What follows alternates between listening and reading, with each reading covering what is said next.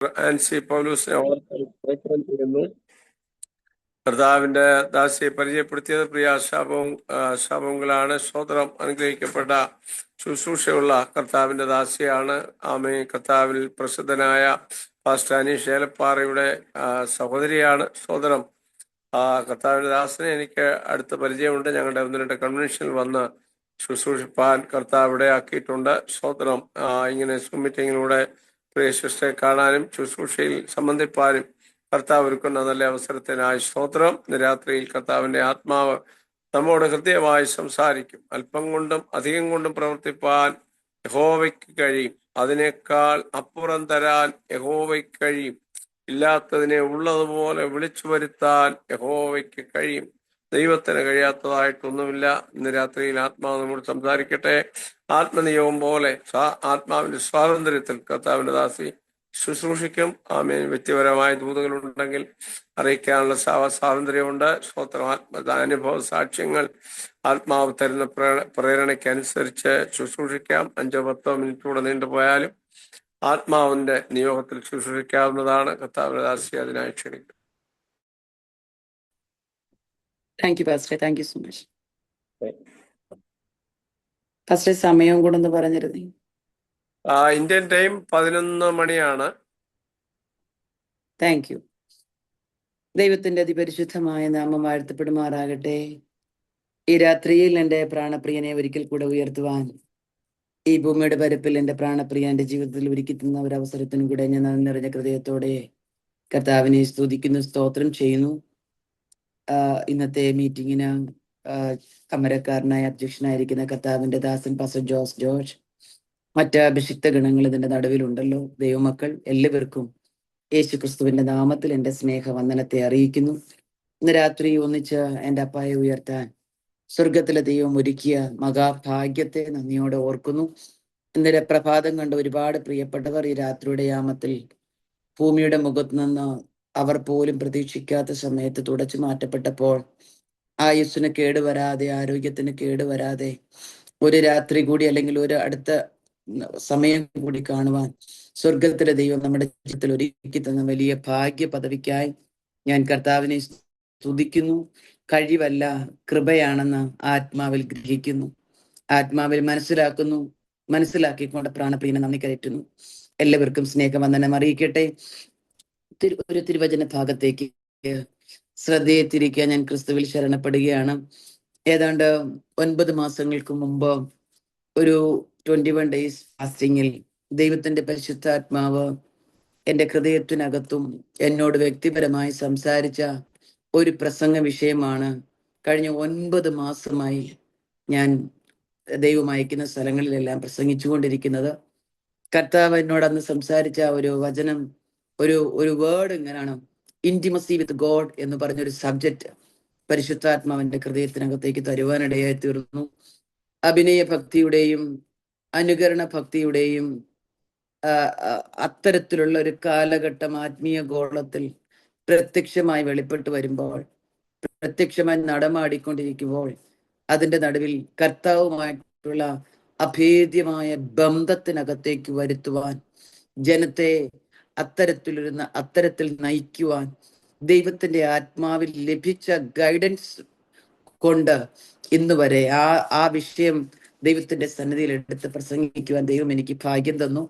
ഇന്നലെ വരെ ഉള്ള മീറ്റിങ്ങിൽ, ഇന്ന് രാവിലെ നടന്ന മീറ്റിങ്ങിൽ വരെ അതേ സബ്ജക്റ്റ് എടുത്ത് സംസാരിക്കാൻ പരിശുദ്ധാത്മാവ് നിയോഗം തന്നു. അപ്രകാരം ചെയ്യുന്നു. ഇന്ന് രാത്രിയും ഇന്റിമസി വിത്ത് ഗോഡ് എന്ന് പറഞ്ഞൊരു സബ്ജക്റ്റ്, ദൈവവുമായി ആഴത്തിലൊരു ബന്ധം ഉണ്ടാകുക എന്ന വിഷയത്തിൽ നിന്ന് തന്നെ ഒരു തിരുവചന ഭാഗം സംസാരിച്ച് പ്രാർത്ഥിക്കാൻ ഞാൻ ക്രിസ്തുവിൽ ശരണപ്പെടുകയാണ്.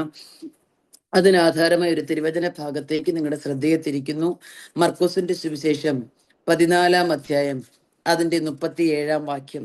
മർക്കോസിന്റെ സുവിശേഷം 14-ാം അധ്യായം അതിന്റെ 37-ാം വാക്യം ഇങ്ങനെ പറയുന്നു: പിന്നെ അവൻ വന്ന് അവർ ഉറങ്ങുന്നത് കണ്ട് പത്രോസിനോട്, ശീമോനെ, നീ ഉറങ്ങുന്നുവോ? ഒരു നാഴിക ഉണർന്നിരിപ്പാൻ നിനക്ക് കഴിഞ്ഞില്ലയോ? പരീക്ഷയിൽ അകപ്പെടാതിരിക്കുവാൻ ഉണർന്നിരുന്ന് പ്രാർത്ഥിക്കുവീൻ എന്ന അടുത്ത വാക്യത്തിൽ നമുക്ക് കാണുവാൻ സാധിക്കുന്നുണ്ട്. ഈ മർക്കോസിന്റെ സുവിശേഷം നമുക്കറിയാം, യേശുവിനെ ദാസനായിട്ട് ചിത്രീകരിച്ചിരിക്കുന്ന ഒരു സുവിശേഷമാണ് മർക്കോസിന്റെ സുവിശേഷം. സ്വന്തം പേരിൽ തന്നെയാണ് മർക്കോസ് ഈ സുവിശേഷം എഴുതിയിരിക്കുന്നതെന്ന് നമുക്ക് നന്നായിട്ട് മനസ്സിലാക്കുവാൻ സാധിക്കുന്നുണ്ട്. ഓരോ കാലഘട്ടത്തില് മത്തായി യഹൂദ വായനക്കാരെ ലക്ഷ്യമാക്കിയാണ് തന്റെ സുവിശേഷം എഴുതിയെങ്കിൽ മർക്കോസ് എഴുതിയിരിക്കുന്നത് റോമാക്കാർക്ക് വേണ്ടിയാണ് സുവിശേഷം ചമച്ചിരിക്കുന്നത് എന്ന് നമുക്ക് കാണുവാൻ സാധിക്കുന്നുണ്ട്. എന്നാൽ ഉദ്ദേശം ഏതു രാജ്യക്കാരെ ഉദ്ദേശിച്ചാണെങ്കിലും ഈ കാലഘട്ടത്തിൽ ജീവിക്കുന്ന നമ്മുടെ ഹൃദയത്തിന് ആവശ്യമായ വചനങ്ങൾ, നിത്യതയോളം നമ്മെ കൊണ്ടെത്തിക്കുന്ന ആത്മാവിന്റെ വചനങ്ങൾ തന്ന് അഭിഷിക്തന്മാരെ കാലാകാലങ്ങളിൽ ദൈവം ഉയർത്തി നിർത്തിയിരിക്കുന്ന ദൈവത്തിന്റെ വലിയ ദയെ ഹൃദയത്തിന്റെ ആഴത്തിൽ നിന്ന് ഓർത്ത് ദൈവത്തിന് നന്ദി കരേറ്റുന്നു. മർക്കോസിന്റെ സുവിശേഷം 14-ാം അധ്യായത്തിന്റെ പ്രാരംഭ ഭാഗത്തിൽ നമുക്ക് കാണുവാൻ സാധിക്കുന്നത് അതിന്റെ 1 മുതൽ 9 വരെയുള്ള വാക്യത്തിൽ മഹാപുരോഹിതന്മാർ യേശുവിനെതിരായി കൂടിയാലോചന നടത്തുന്ന സംഭവത്തെ മർക്കോസ് വിശദീകരിച്ചിരിക്കുന്നതായിട്ട് നമുക്ക് കാണുവാൻ സാധിക്കുന്നുണ്ട്. 10-11 വാക്യങ്ങൾ യൂതയുമായിട്ടുള്ള ഒരു ഗൂഢാലോചന നമുക്ക് അവിടെ വ്യക്തമായിട്ട് മനസ്സിലാക്കാൻ സാധിക്കുന്നുണ്ട്. 12 മുതലുള്ള വാക്യത്തിൽ ശിഷ്യന്മാരോടൊത്ത് പ്രാണപ്രിയൻ പെസക കഴിക്കുന്ന അനുഭവത്തെ നമുക്ക് കാണുവാൻ സാധിക്കുന്നുണ്ട്. എന്നാൽ അതിന്റെ 32-ാം വാക്യം മുതൽ ഗദശമനയിൽ പ്രാർത്ഥിക്കാൻ പോയ അരിമനാഥന്റെ ആ വേദന നിറഞ്ഞ പ്രാർത്ഥന നമുക്ക് അവിടെ കാണുവാൻ സാധിക്കുന്നതോടൊപ്പം 43 മുതലുള്ള വാക്യത്തിൽ യേശുവിനെ ഒറ്റിക്കൊടുക്കുകയും ബന്ധിച്ചവർ കൊണ്ടുപോവുകയും മഹാപുരോഹിതന്റെ മുമ്പിൽ നിർത്തുകയും പത്രോസ് യേശുവിനെ തള്ളിപ്പറയുകയും ചെയ്യുന്ന സാഹചര്യങ്ങൾ 14-ാം അധ്യായത്തിൽ ഉടനീളം നമുക്ക് കാണുവാൻ സാധിക്കുന്നുണ്ട്. ഒത്തിരി ഹൃദയത്തിന്റെ ആഴത്തിൽ നിന്ന് ഈ അധ്യായം പഠിക്കുകയും ചിന്തിക്കുകയും ചെയ്യുന്ന ഒരു സാഹചര്യം എൻ്റെ ജീവിതത്തിൽ ഉണ്ടായിട്ടുണ്ട്. കാരണം പലപ്പോഴും ഗതസമനയുടെ അനുഭവം, ഗഫതയുടെ അനുഭവം, ഗൊൽഗോഥായുടെ അനുഭവം ഇത് ഒരു ഭക്തന്റെ ജീവിതത്തിൽ ഓർക്കേണ്ടതാണെന്ന് ഒരു ഭക്തനെ സംബന്ധിച്ചിടത്തോളം, നിത്യതയ്ക്ക് വേണ്ടി കൊതിക്കുന്ന ഒരു ഭക്തനെ സംബന്ധിച്ചിടത്തോളം, കർത്താവുമായ അഭേദ്യമായ ബന്ധമുള്ള ഒരു ദൈവ പൈതലിനെ സംബന്ധിച്ചിടത്തോളം, എൻ്റെ ഭാഷയിൽ പറഞ്ഞാൽ ഈ 3 ഗയിൽ തുടങ്ങുന്ന സ്ഥലങ്ങൾ നാം ഓർത്തിരിക്കണം. ഇല്ലെങ്കിൽ ക്രിസ്ത്യാനിറ്റി ഇല്ല എന്ന് മാത്രമേ എനിക്ക് പറയാൻ സാധിക്കുകയുള്ളൂ. എന്തൊക്കെയാണ് ഗ എന്ന് ഞാൻ ഒരിക്കൽ കൂടെ ആവർത്തിച്ച് പറയാം. 1, ഗദ്ശമന, അതിവേദനയോടെ, പ്രാണവേദനയോടെ, മരണവേദനയോടെ, വിയർപ്പ് തുള്ളികൾ രക്തത്തുള്ളികളായി ഭൂമിയിൽ പതിക്കത്തക്ക വിധത്തിലുള്ള അതിവേദനയോടെ എൻ്റെ പ്രാണപ്രിയൻ പ്രാർത്ഥിച്ച സ്ഥലം ഗദ്ശമന. Praise the Lord. ഗഫതയുടെ കൽത്തളം നമുക്ക് മറക്കാനാവതല്ല. അതിക്രൂരമായ റോമ ഗവൺമെന്റിന്റെ പീഡനമുറകൾ തന്റെ ശരീരത്തിലുടനീളം ഏറ്റുവാങ്ങിയ അരിമനാഥന്റെ തലയിൽ മുൾക്കിരീടം വെച്ച, കന്നത്ത് മാറി മാറി അടിച്ച, ചൂണ്ടക്കുളത്തുകളും മുള്ളുകളും ഈയ കഷ്ണങ്ങളും ചേർത്തുണ്ടാക്കിയ 16 നാരുള്ള ചാട്ടവാറും കൊണ്ട് റോമ ഗവൺമെന്റിന്റെ രാജകിങ്കരന്മാർ എൻ്റെ പ്രാണപ്രിയന്റെ ശരീരത്തിൽ വീശിയടിച്ചപ്പോൾ ചാലുകളായി രക്തത്തുള്ളികൾ, രക്തം പാഞ്ഞൊഴുകി ഗഫതയുടെ കൽത്തളത്തിൽ വീണപ്പോൾ അലറിക്കരഞ്ഞ പ്രാണപ്രിയനെ ഓർക്കാത്ത ഭക്തനുണ്ടോ എന്ന് എനിക്കറിയില്ല. 3-മതായി മറക്കാനാവാത്ത ഒരു സ്ഥലം, തലചായ്ക്കാൻ ഇടമില്ലാതെ സ്വന്തം പ്രിയപ്പെട്ടവർ പോലും ആക്ഷേപിച്ച് കൂടെ നിൽക്കുമെന്ന് കരുതിയവർ പോലും ഇട്ടിട്ടു പോയി സ്വന്തം തോളിൽ തലചായ്ച്ച് ഒരു തുള്ളി വെള്ളം കുടിക്കാൻ ആഗ്രഹിച്ചിട്ട് പോലും ലഭിക്കാതെ, നമുക്ക് നന്നായിട്ട് അറിയാവുന്ന സാഹചര്യങ്ങളാണെങ്കിൽ ഞാൻ പറഞ്ഞു വിടട്ടെ, അതിക്രൂരമായ വേദനയിൽ പ്രാണപ്രിയൻ പിടഞ്ഞ് മരിച്ച സാഹചര്യമുള്ള ഒരു ഗൊൽഗോഥ, അസ്ഥികളെ മുഴുവനും ബന്ധം പിടിപ്പിക്കുന്ന വേദന. അവിടെ നമുക്ക് വ്യക്തമായ യെശയ്യാപ്രവചനം 53-ാം അധ്യായത്തിൽ വ്യക്തമായത് കാണുവാൻ സാധിക്കുന്നുണ്ട്. ഞാനിത് പറയുന്നത് എന്തുകൊണ്ടാണെന്ന് വെച്ചാൽ, പ്രാണപ്രിയന്റെ ആ അതിവേദന സഹിച്ചത്, ആ അതിദാരുണമായ വേദന സ്വയം ഏൽപ്പിച്ചു കൊടുത്ത് തന്റെ ശരീരത്തിൽ ഏറ്റുവാങ്ങിയത് നിങ്ങൾക്കും എനിക്കും വേണ്ടിയാണല്ലോ എന്നൊരു ചിന്ത നമ്മുടെ ഹൃദയത്തെ ഇന്ന് രാത്രി ഭരിക്കേണ്ടതിന് ഞാൻ ആ പ്രാരംഭത്തിൽ ഒന്ന് പറഞ്ഞു എന്ന് മാത്രമേ ഉള്ളൂ. ക്രൂശ് നാട്ടുവാൻ അവർ കുഴിച്ചിരുന്ന കുഴിയിലേക്ക് കുരിശു വലിച്ചിട്ടപ്പോൾ അവന്റെ അസ്ഥികളിൽ മുഴുവനും ബന്ധം വിട്ടുപോയി എന്ന് ചരിത്രം പഠിപ്പിക്കുകയാണ്. Praise God. അവസാനത്തുള്ളി രക്തം വരെയും കാൽവറിയുടെ കൊലക്കളത്തിൽ നമുക്ക് വേണ്ടി ചിന്തി അവസാനമായി കുന്തം കൊണ്ട് മരിച്ചോ എന്നറിയുവാൻ കുത്തി നോക്കിയപ്പോൾ വെള്ളം പുറപ്പെട്ടു എന്ന്, രക്തവും വെള്ളവും ഒരുപോലെ ചാടി പുറപ്പെട്ടു എന്ന് നമുക്ക് വായിക്കുവാൻ കഴിയുന്നുണ്ട്. അത്താൽ നമുക്ക് വേണ്ടി അതിഭയങ്കരമായ വേദന സഹിച്ച പ്രാണപ്രിയൻ പിടഞ്ഞു മരിച്ച സ്ഥലമാ ഗൊൽഗോഥ. ഈ 3 ഗ ഒരു ഭക്തന്റെ ജീവിതത്തിൽ മറക്കാൻ പാടില്ല എന്ന് തന്നെയാണ് എൻ്റെ ജീവിതത്തിന്റെ ആഗ്രഹം. 3 ഗ. 1 ഗെത്സമന, 2 ഗഭതയുടെ കൽത്തളം, 3 ഗൊൽഗോഥ. ഇത് 3 ഓർത്തിരിക്കുന്ന ഭക്തനെ സംബന്ധിച്ചിടത്തോളം ഈ ലോകത്തിലെ ഒരു പ്രതിസന്ധിക്കും, ഒരു പ്രതികൂലത്തിനും, ഒരു വേദനയ്ക്കും, ഒരു കഷ്ടതയ്ക്കും, ഒരു നിന്ദയ്ക്കും, ഒരാക്ഷേപത്തിനും, ഒരു രോഗത്തിനും എൻ്റെ പ്രാണപ്രിയന്റെ സ്നേഹത്തിൽ നിന്ന് അടർത്തി മാറ്റുവാൻ കഴിയത്തില്ല.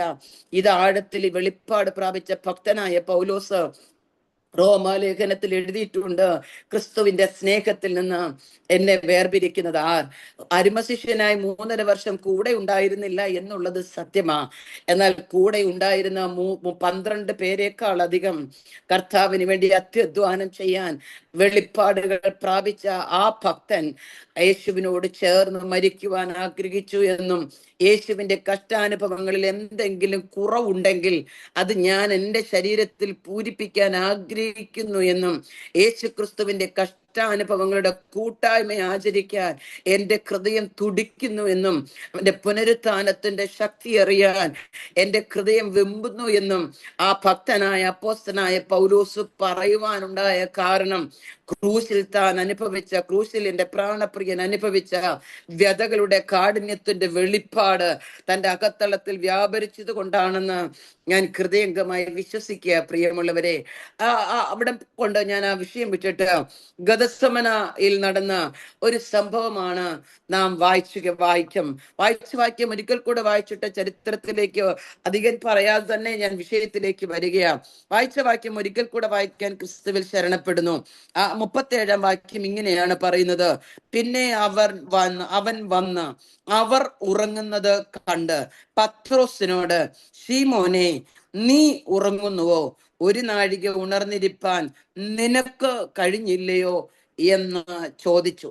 നമുക്ക് നന്നായിട്ടറിയാം, കർത്താവ് പെസഹ കഴിഞ്ഞതിന് ശേഷം 3 പ്രിയ ശിഷ്യന്മാരായ പത്രോസിനെയും യാക്കോബിനെയും യോഹന്നാനെയും കൂട്ടിക്കൊണ്ട് പ്രാർത്ഥിക്കുവാൻ വേണ്ടി ഗതസമനയിലേക്ക് കയറിപ്പോയി. കർത്താവ് അന്ത്യത്താഴം കഴിഞ്ഞ് അവിടെ പറയുന്ന പല വാക്കുകൾ ഹൃദയത്തിന്റെ ആഴത്തെ സ്പർശിക്കുന്നതാ. അതിന്റെ 27-ാം വാക്യത്തിലൊക്കെ പറയുന്നുണ്ട്, നിങ്ങൾ എല്ലാവരും ഇടറിപ്പോകും, ഞാൻ ഇടയനെ വിട്ടും ആടുകൾ ചിതറിപ്പോകുമെന്ന് എഴുതിയിരിക്കുന്നത് നിവൃത്തിയാകും. അതിനുശേഷം പറയുന്നു, ഞാൻ ഉയർത്തെഴുന്നേറ്റതിന് ശേഷം നിങ്ങൾക്ക് മുമ്പേ ഗലീലയ്ക്ക് പോകും. തൊട്ടടുത്ത വാക്യത്തിൽ പത്രോസ് പറയുന്നുണ്ട്, എല്ലാവരും ഇടറിയാലും ഞാൻ നിങ്ങൾ ഇടറുകയില്ല. Price the Lord. ഉടനെ യേശു പറഞ്ഞു, നോ, അങ്ങനല്ല. ഈ രാത്രി കോഴി കൂവുന്നതിന് മുമ്പ് 3 വട്ടം നീ എന്നെ തള്ളിപ്പറയുമെന്ന് സത്യമായി ഞാൻ നിന്നോട് പറയുന്നു എന്ന് പറഞ്ഞപ്പോൾ പത്രോസിന്റെ അടുത്ത മറുപടി, ഇത് ഞാൻ പത്രോസ് പറഞ്ഞ സ്റ്റേറ്റ്മെന്റ് എടുത്തു വായിക്കാൻ കാരണം, ചോദ്യം പത്രോസിനോടാണ് വന്നത്, അതുകൊണ്ടാണ് ഇന്ന് രാത്രി ഞാൻ എടുത്തു പറയാൻ കാരണം. ഉടനെ പത്രോസ് പറയാൻ, നോ, അങ്ങനല്ല, അങ്ങ് പറഞ്ഞതുപോലെയല്ല, നിന്നോട് കൂടി മരിക്കേണ്ടി വന്നാലും ഞാൻ നിന്നെ തള്ളിപ്പറയുകയില്ല എന്ന് അധികമായി പറഞ്ഞു എന്ന് നമുക്ക് അവിടെ കാണുവാൻ സാധിക്കുന്നുണ്ട്.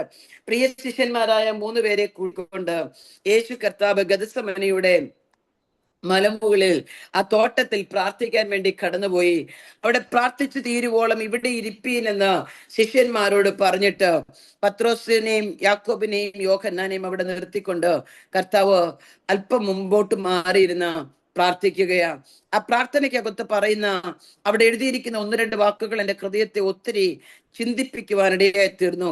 അവിടെ പറയുന്നത് ഇങ്ങനെയാണ്: എൻ്റെ ഉള്ളം, കർത്താവിനെ കുറിച്ച് കർത്താവ് പറയുക, എൻ്റെ ഉള്ളം മരണവേദന പോലെ അതിദുഃഖിതമായിരിക്കുന്നു. ഇവിടെ പാർത്ത് നിങ്ങൾ ഉണർന്നിരിപ്പിനെന്ന് ശിഷ്യന്മാരോട് പറയുക. എൻ്റെ ഉള്ളം മരണവേദന പോലെ അതിദുഃഖിതമായിരിക്കുകയാ. പെസഹ ആചരിച്ച സമയത്ത് അരുമനാഥന്റെ വാക്കുകളിൽ അപ്രകാരം ഒരു വേദന നിറഞ്ഞതായി കാണുവാൻ സാധിക്കുന്നില്ല. എന്നാൽ പെസഹ ആചരിച്ചു കഴിഞ്ഞപ്പോൾ പ്രാർത്ഥിക്കുവാൻ വേണ്ടി കയറിപ്പോകാൻ ആ തോട്ടത്തിലേക്ക് വന്നു കഴിഞ്ഞപ്പോൾ 3 പേരെയും കൂട്ടിക്കൊണ്ട് ഭ്രമിച്ചും വ്യാകുലപ്പെട്ടും സംസാരിച്ചു വന്നപ്പോൾ അവിടെ പറയുന്ന ഒരു വാക്ക, എന്റെ ഉള്ളം മരണവേദന പോലെ ദുഃഖിതമായിരിക്കുന്നു. അതുകൊണ്ട് നിങ്ങൾ ഇവിടെ ഇരുന്ന് പ്രാർത്ഥിക്കുക, ഞാൻ അല്പം മുന്നോട്ട് ചെന്ന് പ്രാർത്ഥിക്കാം എന്റെ പിതാവിനോടെന്ന് പറഞ്ഞ് കർത്താവ് അവിടെ നിന്ന് അവരുടെ മുമ്പിലേക്ക് പോകുന്നതായിട്ട് നമുക്ക് കാണുവാൻ സാധിക്കുന്നുണ്ട്. ഞാൻ എൻ്റെ പ്രാണപ്രിയനോട്, എൻ്റെ അപ്പായോട് ഞാൻ ചോദിച്ചു, ഡാഡി, എന്തുകൊണ്ടാണ് അങ്ങയുടെ ഉള്ളം മരണവേദന പോലെ അതിദുഃഖിതമായിരിക്കുന്നത്? സർവജ്ഞാനിയായ കർത്താവിന് നന്നായി അറിയാമായിരുന്നു 12 പേർ തന്റെ കൂടെയുണ്ട്. കഴിഞ്ഞ 3.5 വർഷമായി 12 പേർ എപ്പോഴും വിട്ടുപിരിയാതെ എൻ്റെ കൂടെയുണ്ട്. എന്നാൽ 1000-ലധികം പേർ പുരുഷാരങ്ങൾ അപ്പം തിന്നുവാനും അത്ഭുതം കാണുവാനും സൗഖ്യം പ്രാപിക്കുവാനും വിവിധ തരത്തിലുള്ള ആവശ്യങ്ങളുടെ നിറവേറ്റലുകൾക്ക് വേണ്ടി എൻ്റെ പിന്നാലെ ഉണ്ടായിരുന്നു. 12 പേർ എൻ്റെ ശിഷ്യന്മാരായി എൻ്റെ കൂടെ കഴിഞ്ഞ 3.5 വർഷമായിട്ടുണ്ട്. 3 പേർ പ്രധാനപ്പെട്ട പല കാര്യങ്ങളും പല സംഭവങ്ങളും പല മിറക്കിളുകൾ ചെയ്യുമ്പോൾ എൻ്റെ ഒപ്പം ഉണ്ടായിരുന്നു. എന്നാൽ ഞാൻ ഇനി മുന്നോട്ട് പോകുന്ന ഓരോ സമയത്ത് ഇവർ ഓരോരുത്തരായി എന്നിൽ നിന്ന് അകന്നു പോകും. എല്ലാവരും എന്നെ വിട്ടിട്ട് പോകും. സർവജ്ഞാനിയായ ദൈവത്തിന്റെ ഹൃദയത്തിന്റെ അകത്തളത്തില് ഈ വേദന അതിഭയങ്കരമായിരുന്നു. രണ്ടാമതായി അപ്പയോട് ചോദിച്ചപ്പോൾ അപ്പ എന്നോട് പറഞ്ഞു തന്നത്, പാപമില്ലാതെ ജനിച്ചവൻ, പാപമില്ലാതെ ജീവിച്ചവൻ, പാപം കൂടാതെ ശുശ്രൂഷിച്ചവൻ, പാപത്തിന്റെ കണിക പോലും ശരീരത്തിൽ ഏശാത്തവന്റെ തലമേൽ ഒരു മുഴു ലോകത്തിന്റെയും പാപം ചുമത്തിയപ്പോൾ അതിഭയങ്കരമായ വേദനയിൽ എൻ്റെ പ്രാണപ്രിയന്റെ ഉള്ളു പെടഞ്ഞു എന്ന് ചരിത്രം വായിക്കുമ്പോൾ നമുക്ക് മനസ്സിലാക്കുവാൻ കഴിയുന്നുണ്ട്. ഞാൻ അപ്പയോട് ചോദിച്ചു, വീണ്ടും ആവർത്തിക്കട്ടെ പ്രിയമുള്ളവരെ, മരണവേദന പോലെ ഹൃദയം അതിദുഃഖിതമായിരിക്കത്തക്ക വിധത്തിൽ എന്താണ് ജീവിതത്തിൽ സംഭവിച്ചത് എന്ന് ചിന്തിക്കുമ്പോൾ 2 പ്രധാനപ്പെട്ട കാര്യങ്ങൾ എൻ്റെ ഹൃദയത്തെ ഒത്തിരി വേദനിപ്പിച്ചു കേട്ടോ. ഇന്ന് രാത്രി ആത്മാവിൽ ഞാൻ പറയാം, ഹൃദയത്തിനകത്ത് വേദനകൾ വരുമ്പോൾ, ഭാരങ്ങൾ വരുമ്പോൾ, നെടുവീർപ്പിടുമ്പോൾ, പ്രശ്നങ്ങൾക്ക് പരിഹാരം വരുന്നില്ല എന്ന് കാണുമ്പോൾ, ഇന്ന് നാം പല വിഷയങ്ങളുടെ മേൽ മധ്യസ്ഥ പ്രാർത്ഥന നടത്തി ഒത്തിരി ഭാരത്തോടെ കടന്നു വന്നിരിക്കുന്നവരുണ്ട്. വിവിധ പ്രശ്നങ്ങളുടെ നടുവിൽ കടന്നു വന്നിരിക്കുന്നവരുണ്ടെന്ന് അഭിഷിക്തൻ പറഞ്ഞപ്പോഴൊക്കെ എൻ്റെ ഹൃദയത്തിലേക്ക് വന്നത്, എനിക്ക് വേണ്ടി എന്നെക്കാളും, ഞാൻ അനുഭവിക്കുന്നതിനേക്കാളും, ഞാൻ അനുഭവിച്ചതിനേക്കാളും, ഞാൻ ഇനിയും എനിക്ക് വേണ്ടി എന്തെങ്കിലും അനുഭവിക്കാൻ ബാക്കിയുണ്ടോ എന്നറിയില്ല, അതിനേക്കാളൊക്കെ 1000 മടങ്ങ് വേദന അനുഭവിച്ച അരുമനാഥൻ എൻ്റെ ഹൃദയത്തിലേക്ക് വരുവാൻ ഇടയായി തീർന്നു. ഇന്ന് രാത്രി ആത്മാവിൽ ഞാനൊരു ദൂത് പറയാം പ്രിയമുള്ളവരെ, പ്രതിസന്ധി വരുമ്പോൾ, പ്രശ്നം വരുമ്പോൾ, ഭാരം വരുമ്പോൾ ഞരങ്ങിപ്പോകരുതേ, നിരാശപ്പെട്ടു പോകരുത്, വേദനപ്പെട്ടു പോകരുത്. ഇത് മുഴുവനും ശീലിച്ചവനാ നമ്മുടെ ഗുരുനാഥൻ. അവൻ തോറ്റ ദൈവമല്ല, അവൻ ജയിച്ച ദൈവമാ. ജയിച്ച ദൈവത്തിന്റെ പിന്നാലെ അനുഗമിക്കുന്ന നാം ജയാളികളായി മാറണം. എപ്പോഴും ഞാൻ എൻ്റെ പ്രിയപ്പെട്ടവരോട് പലരോടും പറയാറുണ്ട്, ആത്മാവിൽ പറയണം, തോൽക്കാൻ എനിക്ക് മനസ്സില്ല. പൈശാചിക മണ്ഡലത്തെ നോക്കി പറയണം, തോൽക്കാൻ എനിക്ക് മനസ്സില്ല. കാരണം ഞാൻ തോറ്റവന്റെ സന്തതിയല്ല. യഹോവ നിസ്സിയായ, യഹോവന്റെ കൊടിയായ, ഒരു ജയാളിയായ, ഒരു ക്രൂശിതനായ, ക്രൂശിനെ മറികടന്ന, മരണത്തെ ജയിച്ച ഒരു ജയാളിയായ ക്രിസ്തുവിന്റെ പൈതലാണ് ഞാൻ. അതുകൊണ്ട് തോൽവിക്ക് എൻ്റെ മേൽ സ്ഥാനമില്ലെന്ന് പറഞ്ഞ് ആത്മാവിൽ വീറോടെ നിൽക്കുവാൻ കരുത്തുള്ള ദൈവമക്കൾക്കായി ഇന്ന് രാത്രി ഞാൻ കർത്താവിനെ സ്തുതിക്കുകയാണ്. ജീവിതത്തിന്റെ ഏടുകളില് ഒരുപാട് വേദനകൾ അനുഭവിച്ച വ്യക്തിയാണ് ഞാൻ. എന്നെ ഒരുപാട് വേദനകൾ എന്ന് പറഞ്ഞാൽ എൻ്റെ പ്രാണപ്രിയൻ അനുഭവിച്ചതിന്റെ 1000-ലൊന്നില്ല. എന്നാൽ ആസ് എ ഹ്യൂമൻ ബീയിങ് ഒത്തിരി നൊമ്പരത്തിലൂടെ കടന്നുപോയ അനുഭവം എൻ്റെ ജീവിതത്തിൽ ഉണ്ടായിട്ടുണ്ട്. 2018 ഛത്തീസ്ഗഡിൽ വെച്ച് നടന്ന ഒരു പ്ലാന്റ് ആക്സിഡന്റിൽ എൻ്റെ പ്പെട്ടവന്റെ തലയിൽ കൂടെ വണ്ടി കയറ്റി അദ്ദേഹത്തെ അതിദാരുണമായി കൊന്നുകളഞ്ഞപ്പോൾ അദ്ദേഹത്തിന്റെ ഡെഡ് ബോഡി ഞങ്ങൾക്ക് കിട്ടിയത് തലയില്ലാത്ത ഒരു ശരീരം, കഴുത്തിന് താഴെ മാത്രം ശരീരമുള്ള പ്രിയപ്പെട്ടവന്റെ ശരീരം. 43 വയസ്സ് പ്രായത്തിൽ അങ്ങനെ ഒരു ശരീരത്തിന്റെ മുമ്പിലിരുന്ന് ആശ്രയിപ്പാൻ ആരുമില്ലാതെ 18 വയസ്സ് പ്രായമുള്ള 2 പെൺമക്കളെ ഒരുപോലെ ഇടത് കൈകൊണ്ടും വലത് കൈകൊണ്ടും ചേർത്ത് പിടിച്ച് മുന്നോട്ട് എന്ത് ചെയ്യണമെന്നറിയാതെ അലറിക്കരഞ്ഞ ഒരു സഹോദരിയാ ഞാൻ. അലറിക്കരഞ്ഞൊരു സഹോദരിയാ ഞാൻ. എനിക്കിത് സഹിക്കാനുള്ള കൃപ പോര കർത്താവേ എന്ന് പറഞ്ഞ് ഉള്ളുപൊട്ടി നിലവിളിച്ചപ്പോൾ ഒരുപാട് പേർ വന്ന് തോളിൽ തട്ടിയും ആശ്വാസ വാക്കുകൾ പറഞ്ഞുമൊക്കെ എന്നെ സമാധാനിപ്പിക്കാൻ നോക്കി. പക്ഷെ ആ സമാധാന വാക്കുകളൊന്നും എന്റെ ഹൃദയത്തെ ഏശിയില്ല. ഭർത്താവിന്റെ തലയില്ലാത്ത ശരീരം പെട്ടിക്കകത്ത് സീൽ ചെയ്ത് കൊണ്ടുവന്ന് അവസാനമായ ആ മുഖമോ ആ നെറ്റിയിലോ ഒരു അവസാന ചുംബനം കൊടുക്കാനോ കഴിയാതെ മുന്നിൽ കൊണ്ടുവന്ന് ഡെഡ് ബോഡി കൊണ്ടുവന്ന് വെച്ചു. ഇത് കണ്ട് മക്കൾ രണ്ടുപേരും ബോധരഹിതരായി താഴെ പോയി. ആരോ അവരെ എടുത്ത് ഹോസ്പിറ്റലിൽ കൊണ്ടുപോയി ഉറങ്ങുവാനുള്ള ഇഞ്ചക്ഷൻ കൊടുത്തു. എന്റെ വലത് കൈയുടെ ഭാഗത്ത് ബോധരഹിതരായ 2 പെൺമക്കൾ കിടന്ന് ഉറങ്ങുകയാ. ഇടത് കൈയുടെ ഭാഗത്ത് ഭർത്താവിന്റെ തലയില്ലാത്ത ശരീരം. ഇന്നും ഞാൻ ഇന്നലെ എന്നവണ്ണം ഓർക്കുകയാ. ഒരു വെളുത്ത പ്ലാസ്റ്റിക് കസേരയിൽ കരയണമോ, നിലവിളിക്കണമോ, ആരോട് സങ്കടം പറയണം, ആരുടെ ആശ്വാസവാക്ക് ഹൃദയത്തെ സമാധാനിപ്പിക്കുമെന്നൊക്കെ ഓർത്ത് നെഞ്ചു പൊട്ടിയിരുന്ന ഒരു സാഹചര്യം എന്റെ ജീവിതത്തിൽ ഉണ്ടായിരുന്നു. ഇന്ന് രാത്രി ഞാൻ നിങ്ങളോട് എന്റെ അനുഭവത്തിന്റെ ആഴത്തിൽ നിന്ന് പറയുമ്പോൾ ആ സമയത്ത് എന്നെ ബലപ്പെടുത്തിയത് എന്തെന്നറിയാമോ? എനിക്ക് വേണ്ടി പരമയാഗമായ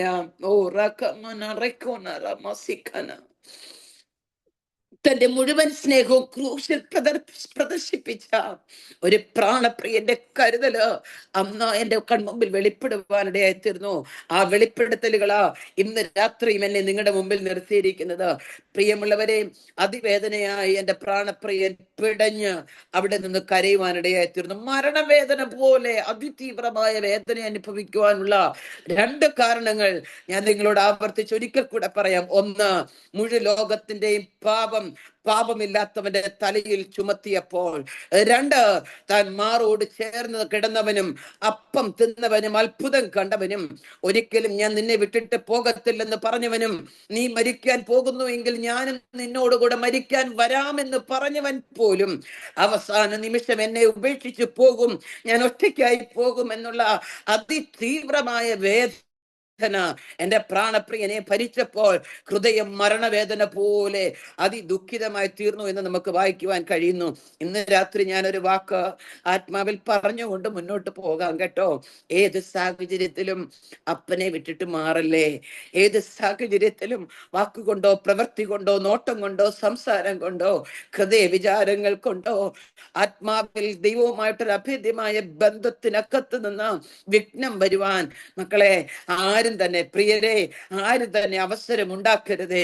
ശത്രുവിന് ഇടം കൊടുക്കരുതേ. കാരണം സാധാരണ ഒരു വ്യക്തി സ്നേഹിച്ചതുപോലെയല്ല ക്രൂശിലെ സ്നേഹം നമ്മോട് കാണിച്ചത്. സാധാരണ ഒരു മനുഷ്യൻ നമ്മെ സ്നേഹിക്കുന്നത് പോലെയല്ല ക്രൂശിൽ നമുക്ക് വേണ്ടി സ്നേഹം പ്രകടിപ്പിച്ചത്. ആ സ്നേഹത്തിന്റെ പൂർണ്ണത അറിയണമെങ്കിൽ ആ ക്രൂശ് മുഴുവനും കാണുവാനുള്ള ഭാഗ്യം ഒന്ന് ചോദിച്ച് മനസ്സിലാക്കണം. ഈ രാത്രിയിലും ഈ വചനം സംസാരിക്കുമ്പോൾ ഉള്ളുരുകി കരയുന്ന ഒരു അനുഭവം എന്റെ ജീവിതത്തിലുണ്ട്. ഒന്നുമല്ല അപ്പാ, ഈ ലോകം വിട്ട് ഞാൻ അങ്ങയുടെ അടുക്കൽ വരുമ്പോൾ എനിക്ക് അങ്ങയെ കാണാമെന്നൊരു പ്രത്യാശ എന്റെ അകത്തളത്തെ ഭരിക്കുന്നുണ്ട്. പക്ഷെ എല്ലാവരും വിടക്കം തന്നെ തള്ളിക്കളഞ്ഞപ്പോൾ, ബാധ്യത എന്ന് പറഞ്ഞ് എന്നെയും എന്റെ തലമുറകളെ പുറത്താക്കിയപ്പോൾ, ചുട്ടുപൊള്ളുന്ന വെയിലത്തും ഓ ഹല്ലേലൂയ കല്ലും മുള്ളും നിറഞ്ഞ കനൽ വഴികളിലൂടെ നടക്കാൻ പ്രയാസമാണ് ഡാഡി, എന്നെ സഹായിക്കണമെന്ന് പറഞ്ഞ് മക്കളെ ചേർത്ത് പിടിച്ച് ഉള്ളുരുകി കരഞ്ഞപ്പോൾ ഞാൻ നിന്റെ കൂടെ ഉണ്ടെന്ന് പറഞ്ഞ്, ഞാൻ നിന്റെ വലങ്കരത്തിൽ പിടിക്കാമെന്ന് പറഞ്ഞ്, ഞാൻ നിന്നെ ആശ്വസിപ്പിക്കാമെന്ന് പറഞ്ഞ് ഈ ദിവസം വരെ എന്നെ കൊണ്ടുവന്ന എന്റെ പ്രാണപ്രിയനെ എനിക്ക് ഈ ഭൂമിയിൽ ജീവനോടിരിക്കുമ്പോഴൊന്ന് കാണാൻ പറ്റുമോ എന്ന് എന്നും രാത്രി ഞാൻ കണ്ണുനീരോടെ പ്രാർത്ഥിക്കാറുണ്ട്. അപ്പാ, ആ കാലെങ്കിലും ഒന്ന് കാണിക്കാമോ, ആ മുഖത്തിന്റെ ഒരു ഭാഗമെങ്കിലും എന്നെ ഒന്ന് കാണിക്കാമോ, ആ കൈയെങ്കിലും എന്നെ ഒന്ന് കാണിക്കാമോ എന്നോർത്ത് ഞാൻ ഉള്ളുരുകി കരയുന്നുണ്ട്. അത്രമാത്രം സ്നേഹം എന്റെ ആത്മമണവാളനോട് എനിക്കുണ്ട്. എനിക്കറിയാം ഒരു നാൾ കാഹളം ധ്വനിക്കും, നാം എല്ലാവരും ഇവിടം വിട്ടുപോകും. അന്ന് പ്രാണപ്രിയനെ മുഖാമുഖമായി കാണുവാനിടയാകും. വിശ്വസ്തയോടെ അവനെ സേവിക്കുന്നവർ ആകാശത്തിന്റെ നക്ഷത്രങ്ങളെ പോലെ ശോഭിക്കുമെന്നൊക്കെ എനിക്ക് നന്നായിട്ട് അറിയാം. എന്നാൽ ഈ ആയുസ്സിൽ ആർക്കും വേണ്ടാതിരുന്നപ്പോൾ, പുറംപറമ്പിൽ കിടന്നപ്പോൾ തേടി വന്ന ആ മഹാസ്നേഹത്തെ ഒന്ന് കാണുവാനുള്ള കൊതി എന്റെ അകത്തളത്തെ ഭരിക്കുന്നുണ്ട്. പ്രിയമുള്ളവരെ, ഇന്ന് രാത്രി എന്റെ വാക്കുകളിലൂടെ പുറപ്പെടുന്ന എന്റെ ആ തിരുവചനത്തിന്റെ സത്യങ്ങളിലൂടെ ആത്മാവ് എനിക്ക് തന്ന പ്രബോധനം അനുസരിച്ച് ഞാൻ നിങ്ങളോട് പറയാം. പ്രാണപ്രിയന്റെ ഹൃദയം നീറുന്ന ഒരു പ്രവൃത്തിയും, പ്രാണപ്രിയന്റെ ഹൃദയം വേദനിക്കുന്ന ഒരു സംസാരവും, പ്രാണപ്രിയന്റെ ഹൃദയം വേദനിക്കുന്ന ഒരു ഇടപാടുകളും ഈ ഭൂമിയിലായിരിക്കുമ്പോൾ നമ്മുടെ ജീവിതത്തിൽ ഉണ്ടാവാതിരിക്കട്ടെ എന്ന് ഞാൻ ആത്മാർത്ഥമായി ഈ രാത്രിയിൽ പ്രാർത്ഥിക്കുകയാണ്. അതിനായി നമുക്ക് നമ്മെ തന്നെ ഒന്ന് സമർപ്പിക്കണം കേട്ടോ. എല്ലാ ദിവസവും രാവിലെയും വൈകിട്ടും പ്രാർത്ഥിക്കുമ്പോൾ അക്ഷരത്തിന്റെ പഴക്കം വിട്ട്, പാരമ്പര്യത്തിന്റെ തഴക്കം വിട്ട്, ജീവിതത്തിന്റെ എക്സ്പീരിയൻസ് വിട്ട്, ഉന്നത വിദ്യാഭ്യാസത്തിന്റെ ക്വാളിറ്റി വിട്ട് താഴെ ഇറങ്ങി വന്നിട്ട് പറയണം, ഡാഡി അങ്ങയുടെ ഹൃദയം വേദനിപ്പിക്കുന്നതൊന്നും അങ്ങ് ഞാൻ നിമിത്തം ദുഃഖിക്കാൻ, ഞാൻ നിമിത്തം അങ്ങയുടെ ഹൃദയം വേദനിക്കാൻ, ഞാൻ നിമിത്തം അങ്ങയുടെ നാമത്തിന് ദോഷം വരാൻ ഇടയാകരുത്. അത്തരത്തിലൊരു ആത്മാവിന്റെ സാന്നിധ്യത്തിൽ എന്നെ നടത്തണമേ എന്നുള്ള പ്രാർത്ഥന നമ്മുടെ ഹൃദയങ്ങളെ ഭരിക്കട്ടെ എന്ന് ഞാൻ ആത്മാർത്ഥമായി പ്രാർത്ഥിക്കുകയാണ്. Praise God. എന്റെ ജീവിതത്തിന്റെ ഓരോ സെക്കൻഡിലെയും പ്രാർത്ഥന അങ്ങനെ. അപ്പോസ്തലനായ പൗലോസിനോട് ചേർന്ന് ഞാനും പറയാൻ ആഗ്രഹിക്കുകയാ, ജീവിക്കുന്നെങ്കിൽ ക്രിസ്തു, ഇല്ല മരിക്കുന്നെങ്കിൽ ലാഭം. ഈ ജീവിതത്തിലോ ഈ ഭൂമിയിലോ വിട്ടുപോകാനാകാത്ത വിധത്തില്, പ്രാണപ്രിയന്റെ സ്നേഹത്തിനകത്തിൽ നിന്ന് അകന്നു പോകത്തക്ക വിധത്തില്, ആത്മബന്ധം എവിടെയൊക്കെയോ വിച്ഛേദിക്കപ്പെടത്തക്ക വിധത്തിൽ ഒന്നും എനിക്ക് വേണ്ട എന്ന് എന്റെ അപ്പയോട് മനസ്സ് തുറന്ന് പ്രാർത്ഥിക്കാൻ സ്വർഗത്തിലെ ദൈവം സഹായിക്കുന്ന വിധങ്ങൾക്കായി സ്തോത്രം. വായിച്ച വാക്യത്തിലേക്ക് വരികയാണ്. നോക്കിയേ, കഥാപ്പച്ചൻ പിതാവാം ദൈവത്തോട് പ്രാർത്ഥിക്കുന്ന ഭാഗമാണ് 35 വാക്യത്തിൽ കാണുവാൻ സാധിക്കുന്നത്. ശിഷ്യന്മാരോട് പറഞ്ഞു, എന്റെ ഉള്ളം മരണവേദന പോലെ അതിദുഃഖിതമായിരിക്കുകയാ. നിങ്ങൾ ഇവിടെ ഉണർന്നിരുന്ന് എടുത്തു പറയുന്നുണ്ട്, ഇവിടെ പാർത്ത് ഉണർന്നിരിക്കുവിൻ എന്ന് പറഞ്ഞിട്ടാണ് അപ്പ കുറച്ച് മുമ്പോട്ട് നീങ്ങുന്നത്.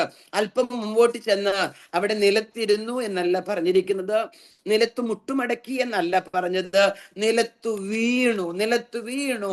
അത്രയ്ക്ക് കഠിനമായ വേദനയുടെ ആധിക്യ നിമിത്തം എന്റെ പ്രാണപ്രിയൻ നിലത്തു വീണിട്ട് തന്റെ പിതാവിനോട് സംസാരിക്കുന്ന വാക്കുകൾ നമുക്ക് അവിടെ കാണുവാൻ സാധിക്കുന്നുണ്ട്. വാക്കുകൾ ഇങ്ങനെയാണ്, നമുക്ക് എല്ലാവർക്കും സുപരിചിതമാ. കഴിയുമെങ്കിൽ ഈ നാഴിക നീങ്ങിപ്പോകണം എന്ന് പ്രാർത്ഥിച്ചു. അടുത്ത പദം ഇങ്ങനെയാ, അബ്ബാ പിതാവേ നിനക്കെല്ലാം കഴിയും. Praise God. അടുത്ത് പറയുക, ഈ പാനപാത്രം എന്നിൽ നിന്ന് നീക്കണമെങ്കിലും ഞാൻ ഇച്ഛിക്കുന്നതല്ല അങ്ങ് ഇച്ഛിക്കുന്നത് തന്നെയാകട്ടെ എന്ന് പറഞ്ഞു. പ്രിയമുള്ളവരെ, ആത്മീയ ഗോളത്തിൽ, കർത്താവിന്റെ മഹത്വമുള്ള വേലയിൽ, കർത്താവുമായിട്ടുള്ള ബന്ധത്തിൽ ദീർഘവർഷങ്ങളായി സഞ്ചരിക്കുന്നവരാ നാം. പലപ്പോഴും നാം മിക്കവരും അങ്ങനെ സഞ്ചരിക്കുന്നവരാ. എന്നാൽ ഒരിക്കലെങ്കിലും പ്രാണപ്രിയന്റെ ഇഷ്ടം മാത്രം എന്റെ ജീവിതത്തിൽ മതി എന്ന് പറഞ്ഞ് പ്രാർത്ഥിച്ചിട്ടുണ്ടോ?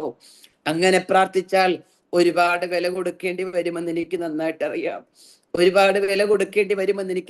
അറിയാം. പലപ്പോഴും നമ്മുടെ പ്രാർത്ഥനകൾ അഡ്ജസ്റ്റ്മെന്റ് പ്രാർത്ഥനകളായി മാറിക്കൊണ്ടിരിക്കുകയാ.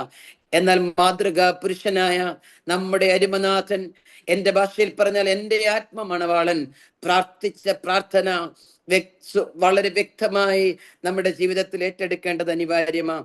പിതാവിന്റെ ഇഷ്ടം എന്തോ, എന്റെ ആഗ്രഹം ഇതാ, ഈ പാനപാത്രം ഒന്ന് നീങ്ങിപ്പോകണം, ഈ അതിവേദന ഒന്ന് നീങ്ങിപ്പോകണം, ഈ മരണകരമായ അനുഭവത്തിൽ നിന്ന് എനിക്കൊരു മാറ്റം വേണം. പക്ഷേ എന്റെ ഇഷ്ടമല്ല ഡാഡി, അങ്ങയുടെ ഇഷ്ടം എനിക്ക് മതി എന്ന് പറയുന്ന പ്രാർത്ഥന നമ്മുടെ ജീവിതത്തിൽ ഉണ്ടായിട്ടുണ്ടോ?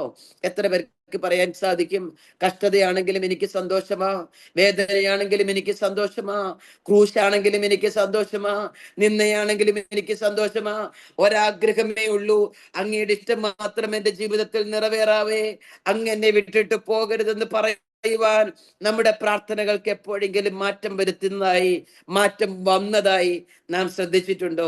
പലപ്പോഴും നമ്മുടെ പ്രാർത്ഥനകൾ നീണ്ട ലിസ്റ്റുകൾ, പ്രാർത്ഥനയുടെ നീണ്ട വിഷയത്തിന്റെ നീണ്ട ലിസ്റ്റുകൾ, ഇതെല്ലാം ദൈവസന്നിധിയിൽ മധ്യസ്ഥയണച്ച് നമ്മുടെ ഹൃദയത്തിനകത്തുള്ളതെല്ലാം പറഞ്ഞു കഴിയുമ്പോൾ യേശുവിന്റെ നാമത്തിൽ തന്നെ ആമീൻ എന്ന് പറഞ്ഞ് പ്രാർത്ഥന അവസാനിപ്പിച്ച് പോകുന്നവരാ ഇന്നത്തെ ആത്മീയ ഗോളത്തിൽ മുഴുവനും ഉള്ളത്.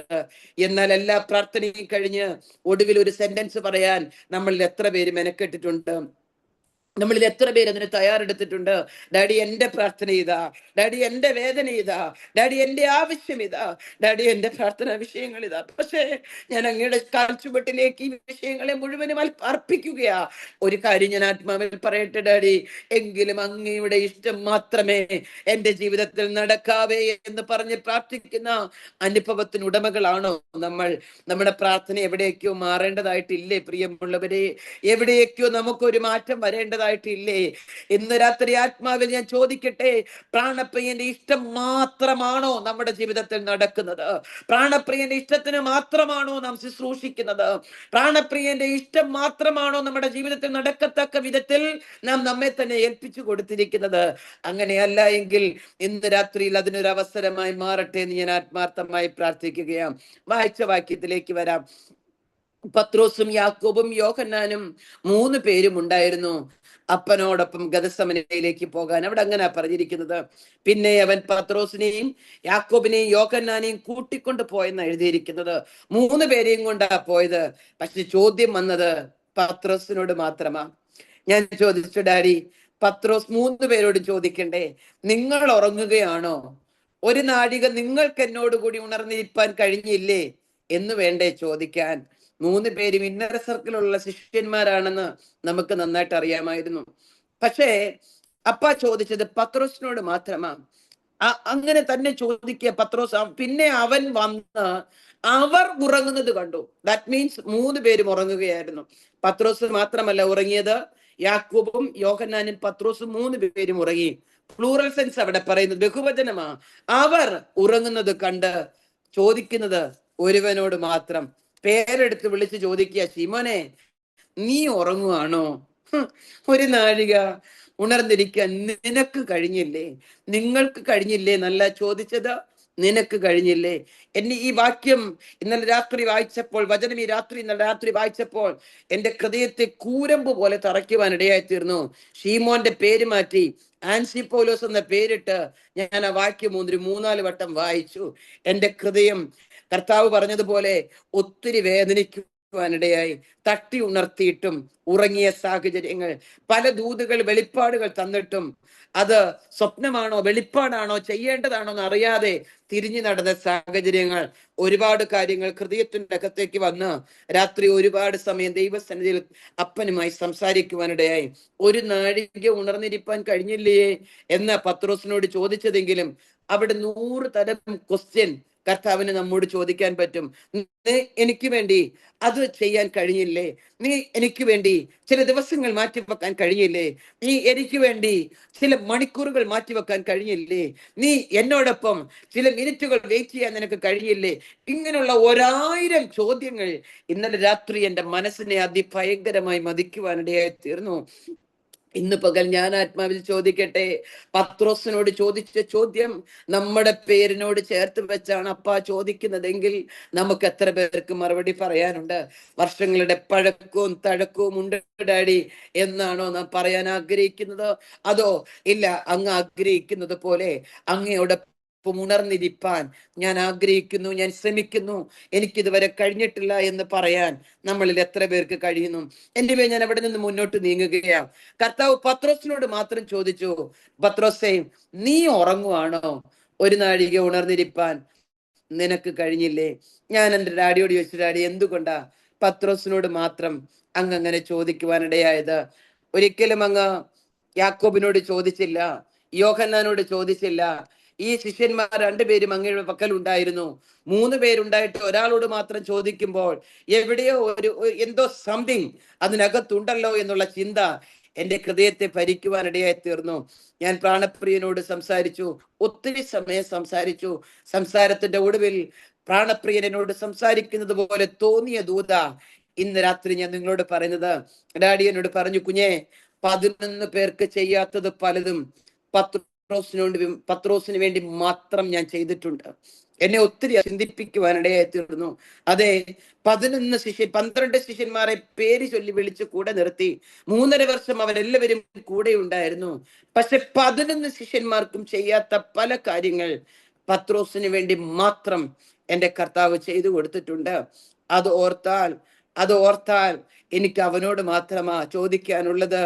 പത്രോസേ, മറ്റാർക്കും ചെയ്യാത്ത പലതും ഞാൻ നിനക്ക് ചെയ്തു തന്നിട്ടും നിനക്ക് എന്നോടുകൂടെ ഒരു നാഴിക ഉണർന്നിരിപ്പാൻ പറ്റിയില്ലല്ലോ എന്ന ചോദ്യം ഞാൻ അവനോട് ചോദിക്കാനുണ്ടായ കാരണം ഇതാണെന്ന് വാഴ്ത്തപ്പെട്ട കർത്താവിനോട് പറഞ്ഞപ്പോൾ എൻ്റെ ഹൃദയം ഒത്തിരി ആഴത്തിൽ നന്ദി കൊണ്ട് നിറയുവാനിടയായിത്തീർന്നു.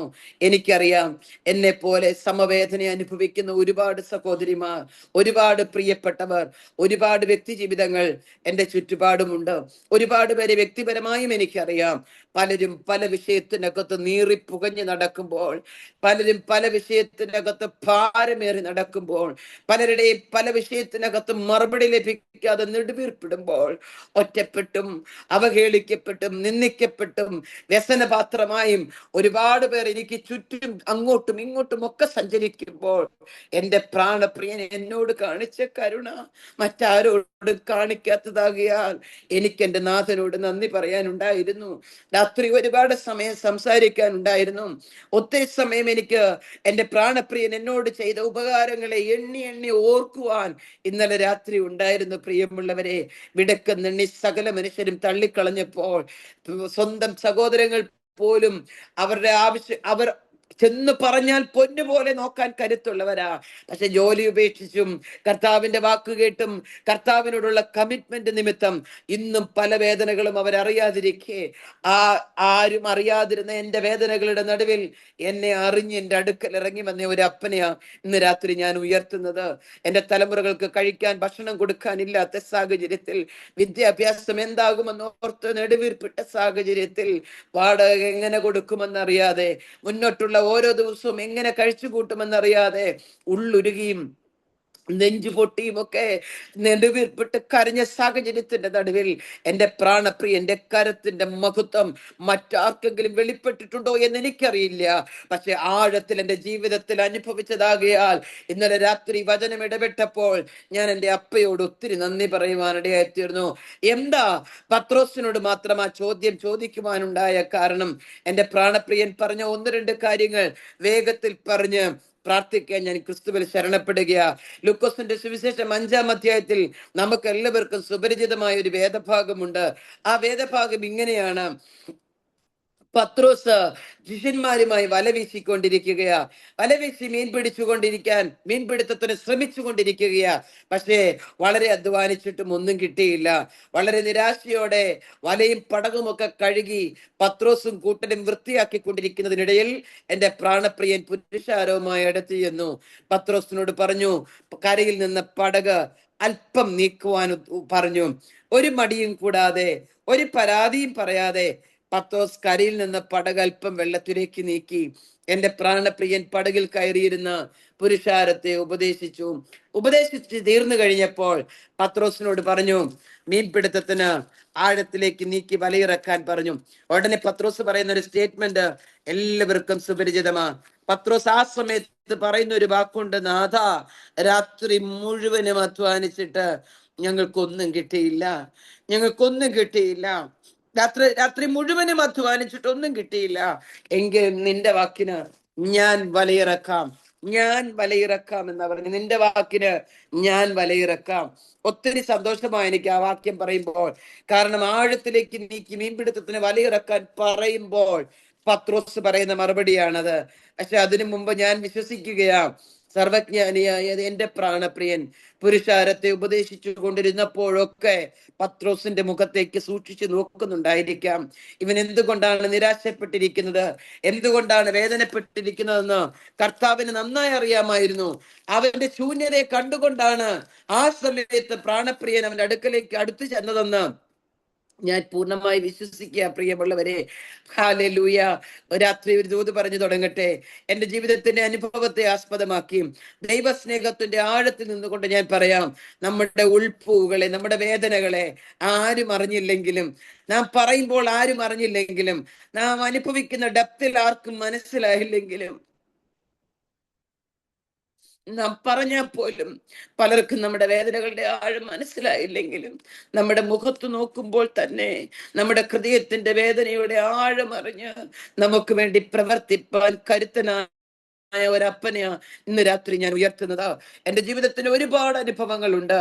അത്തരത്തിലുള്ള അനുഭവത്തിൽ കൂടെ കടന്നുപോയ വ്യക്തികൾ ഇതിന്റെ നടുവിൽ ഇരിപ്പുണ്ടെന്ന് ദൈവത്തിന്റെ പരിശുദ്ധാത്മാവ് ദൂത് പറയുമ്പോൾ വളരെ സ്നേഹത്തോടെ ഞാൻ ചോദിക്കട്ടെ, ആ അപ്പൻ നടത്തിയ വിധങ്ങളെ ഒന്ന് ഹൃദയം കൊണ്ടൊന്ന് ഓർത്തെടുക്കാൻ സാധിക്കുന്നുണ്ടോ? ഇന്ന് രാത്രി സാറമ്മേ ഒരു സെക്കൻഡിലേക്ക് ഒന്ന് ഓർത്തു നോക്കൂ. ആർക്കും കൊടുക്കാത്ത എത്ര എത്ര അനുഗ്രഹങ്ങൾ, ആരോടും കാണിക്കാത്ത എത്ര എത്ര സ്നേഹത്തിന്റെ അനുഭവങ്ങൾ എല്ലാവരും വിടക്കം നിന്നെ തള്ളിക്കളഞ്ഞപ്പോൾ, മനസ്സിലാക്കാൻ ആരുമില്ലെന്നോർത്ത് ഉള്ളുരുകി പിടഞ്ഞപ്പോൾ കൂടെ ഇരിക്കാമെന്ന് പറഞ്ഞു മാറോട് അടക്കി പിടിച്ച്, മാറോട് ചേർത്ത് പിടിച്ച്, തലയിൽ തലോടി ഒരമ്മ തന്റെ പെൺകുഞ്ഞിനെ ആശ്വസിപ്പിക്കുന്നത് പോലെ നെഞ്ചോട് ചേർത്ത് പിടിച്ച അനുഭവങ്ങളെ ഹൃദയത്തിനകത്ത് ഓർത്തുകൊണ്ട് ഇന്ന് രാത്രി പ്രാണപ്രിയനോട് പറയാൻ പറ്റുമോ, ഡാഡി, ആരുണർന്നിരുന്നില്ലെങ്കിലും, ആരങ്ങേ വിട്ടിട്ട് പോയാലും ഞാൻ അങ്ങേ വിട്ടിട്ട് പോയില്ല. ഞാൻ അങ്ങയോട് കൂടെ ഉണർന്നിരിപ്പാൻ തയ്യാറാണ്. അങ്ങ് എനിക്ക് വേണ്ടി ചെയ്ത നന്മകൾ എത്ര വലുതാണെന്ന് ആഴത്തിൽ ഗ്രഹിച്ചുകൊണ്ട് ആൻസി പൗലോസിനോടല്ല, ഇതിനകത്തിരിക്കുന്ന അഭിഷിക്തന്മാരോടല്ല, പ്രാണപ്രിയനോടൊന്ന് സംസാരിക്കാൻ പറ്റുമോ? ആഴത്തിലേക്ക് നീക്കി മീൻപിടുത്തത്തിന് വലയിറക്കാൻ പത്രോസിനോട് പറഞ്ഞപ്പോഴും എന്റെ പ്രാണപ്രിയൻ നോക്കിയത് പത്രോസിന്റെ മുഖത്തേക്കാ. എനിക്ക് ഒത്തിരി സന്തോഷമുണ്ടായ കാര്യം എന്താണെന്നറിയാമോ? നാഥന്റെ വാക്കിന് പത്രോസ് ആഴത്തിലേക്ക് നീക്കി വലയിറക്കി. നമുക്കറിയാവുന്ന ചരിത്രമാ. അവന്റെ വല കീറുമാറ് അവന്റെ വലയ്ക്കകത്ത് മത്സ്യം നിറയുവാനിടയായിത്തീർന്നു. അവിടെ എഴുതിയിരിക്കുന്ന ഒരു പദമുണ്ട്, അവൻ സക പടകുകളെയും സഹായത്തിനായി ക്ഷണിച്ചു. Praise God. സക പടകുകളെയും സഹായത്തിനായി ക്ഷണിച്ചു. സക പടകുകൾ അടുത്തുള്ളവരും അവിടെ ഉണ്ടായിരുന്നു എന്നല്ലേ എന്റെ അർത്ഥം? അടുത്തുള്ളവരും ഈ വാക്ക് കേൾക്കാൻ കാത്തിരിക്കുകയായിരുന്നല്ലേ എന്റെ അർത്ഥം? എന്റെ ജീവിതത്തിന്റെ അനുഭവം ഞാൻ നിങ്ങളോട് പറയാം. കൊച്ചിയിലെ ലക്ഷർ ഹോസ്പിറ്റലില് നെഫ്രോളജി ഡിപ്പാർട്ട്മെന്റിലെ സീനിയർ സ്റ്റാഫ് നഴ്സായി ഒരുപാട് വർഷം ജോലി ചെയ്ത ആളാ ഞാന്. 17 വർഷത്തെ എക്സ്പീരിയൻസ് എന്റെ ജീവിതത്തിലുണ്ട്. ഈ 17 വർഷത്തെ നഴ്സിംഗ് എക്സ്പീരിയൻസില് ലഭിച്ച നന്മയുടെ ഒരു 75%-ലധികം പൈസ എല്ലാ മാസവും ഛത്തീസ്ഗഡിലെ മഹത്വമുള്ള വേലയ്ക്ക് വേണ്ടി എന്റെ പ്രിയപ്പെട്ടവന് വേണ്ടി ഞാൻ അയച്ചു കൊടുക്കുമായിരുന്നു. ബാക്കി തുച്ഛമായ എമൗണ്ട് കൊണ്ടാ വാടക കൊടുത്തും ഭക്ഷണം കഴിച്ചും ട്രാവൽ എക്സ്പെൻസിന് ഉപയോഗിച്ചും ഒക്കെ ഞാൻ ജീവിച്ചിരുന്നത്. എന്നാൽ ജോലി വിട്ട് 17 വർഷത്തെ സർവീസ് വിട്ട് ഒരു രാത്രിയിൽ പ്രാർത്ഥനാ സമയത്ത് പരിശുദ്ധാത്മാവിന്റെ മഹത്വമുള്ള വേലയ്ക്ക് വേണ്ടി നീ പൂർണ്ണമായി ഇറങ്ങിത്തിരിക്കണമെന്ന് എന്നോട് പറഞ്ഞപ്പോൾ സകലതും ഉപേക്ഷിച്ച് വിശുദ്ധ വേദപുസ്തകത്തെ മുമ്പിൽ നിർത്തിക്കൊണ്ട് 24 hours റെസിഗ്നേഷൻ എഴുതി ബൈബിളിനകത്ത് വെച്ചു. റെസിഗ്നേഷൻ എഴുതി ബൈബിളിനകത്ത് വെച്ചതിന് ശേഷം കർത്താവിനോട് ഒത്തിരി ചോദ്യങ്ങൾ ചോദിച്ചു. മുമ്പോട്ടുള്ള ഞങ്ങളുടെ ജീവിതം എങ്ങനെയാ? കുഞ്ഞുങ്ങളുടെ വിദ്യാഭ്യാസം എങ്ങനെയാ? വാടക എങ്ങനെയാ? ഛത്തീസ്ഗഡിലെ മഹത്വമുള്ള വേലയ്ക്ക് ഞാൻ എന്ത് ചെയ്യും? ഒത്തിരി ചോദ്യങ്ങൾ അപ്പനോട് ചോദിച്ചെങ്കിലും ഒന്നിനും മറുപടി ഉണ്ടായില്ല. ഒറ്റ വാക്കേ പറഞ്ഞുള്ളൂ, എന്റെ പെട്ടകം എടുത്തുകൊണ്ട് എന്റെ വേലയ്ക്ക് വേണ്ടി ഇറങ്ങിത്തിരിക്കാൻ. ആ വാക്ക് കേട്ട് റെസിഗ്നേഷൻ എഴുതി ബൈബിളിനകത്ത് വെച്ചു എങ്കിലും അത് കൊടുക്കുന്നതിന് മുമ്പുള്ള ഒരു മറുപടിക്ക് വേണ്ടിയുള്ള കാത്തിരിപ്പോടെ പ്രാണപ്രിയനോട് ഒരുപാട് സമയം ചോദിച്ചു. മറുപടി ഒന്നും പറഞ്ഞില്ല കേട്ടോ. ഇന്ന് രാത്രി ഞാൻ ആത്മാവിൽ ഒരു ദൂത് പറഞ്ഞിട്ട് മുന്നോട്ട് പോകാം. നീ പ്രാർത്ഥിക്കുന്ന പല വിഷയത്തിനും സഡനായിട്ടൊരു മറുപടി നിന്റെ മുമ്പിൽ വന്നില്ലെങ്കിലും, അജിത സിസ്റ്ററെ, പ്രാർത്ഥിക്കുന്ന പല വിഷയത്തിനും മറുപടി സഡനായിട്ട് കയ്യിൽ കിട്ടിയില്ലെങ്കിലും ഭാരപ്പെടരുത്. കർത്താവ് മറുപടി പറയാത്തതിന്റെ കാര്യം തന്റെ പ്രവൃത്തിയിലൂടെ തെളിയിക്കാനാ, തന്റെ പ്രവൃത്തിയിലൂടെ അത് കാണിച്ചു തരാനാ പല പ്രാർത്ഥനാ വിഷയങ്ങൾക്കും പെൻഡിങ് വെച്ചിരിക്കുന്നത്. നാം ഓർക്കും നമ്മുടെ പ്രാർത്ഥന കേൾക്കുന്നില്ല എന്ന്, നാം ഓർക്കും നമ്മെ കാണുന്നില്ലെന്ന്, നാം ഓർക്കും നമ്മുടെ വേദന അറിയുന്നില്ലെന്ന്. അങ്ങനല്ല.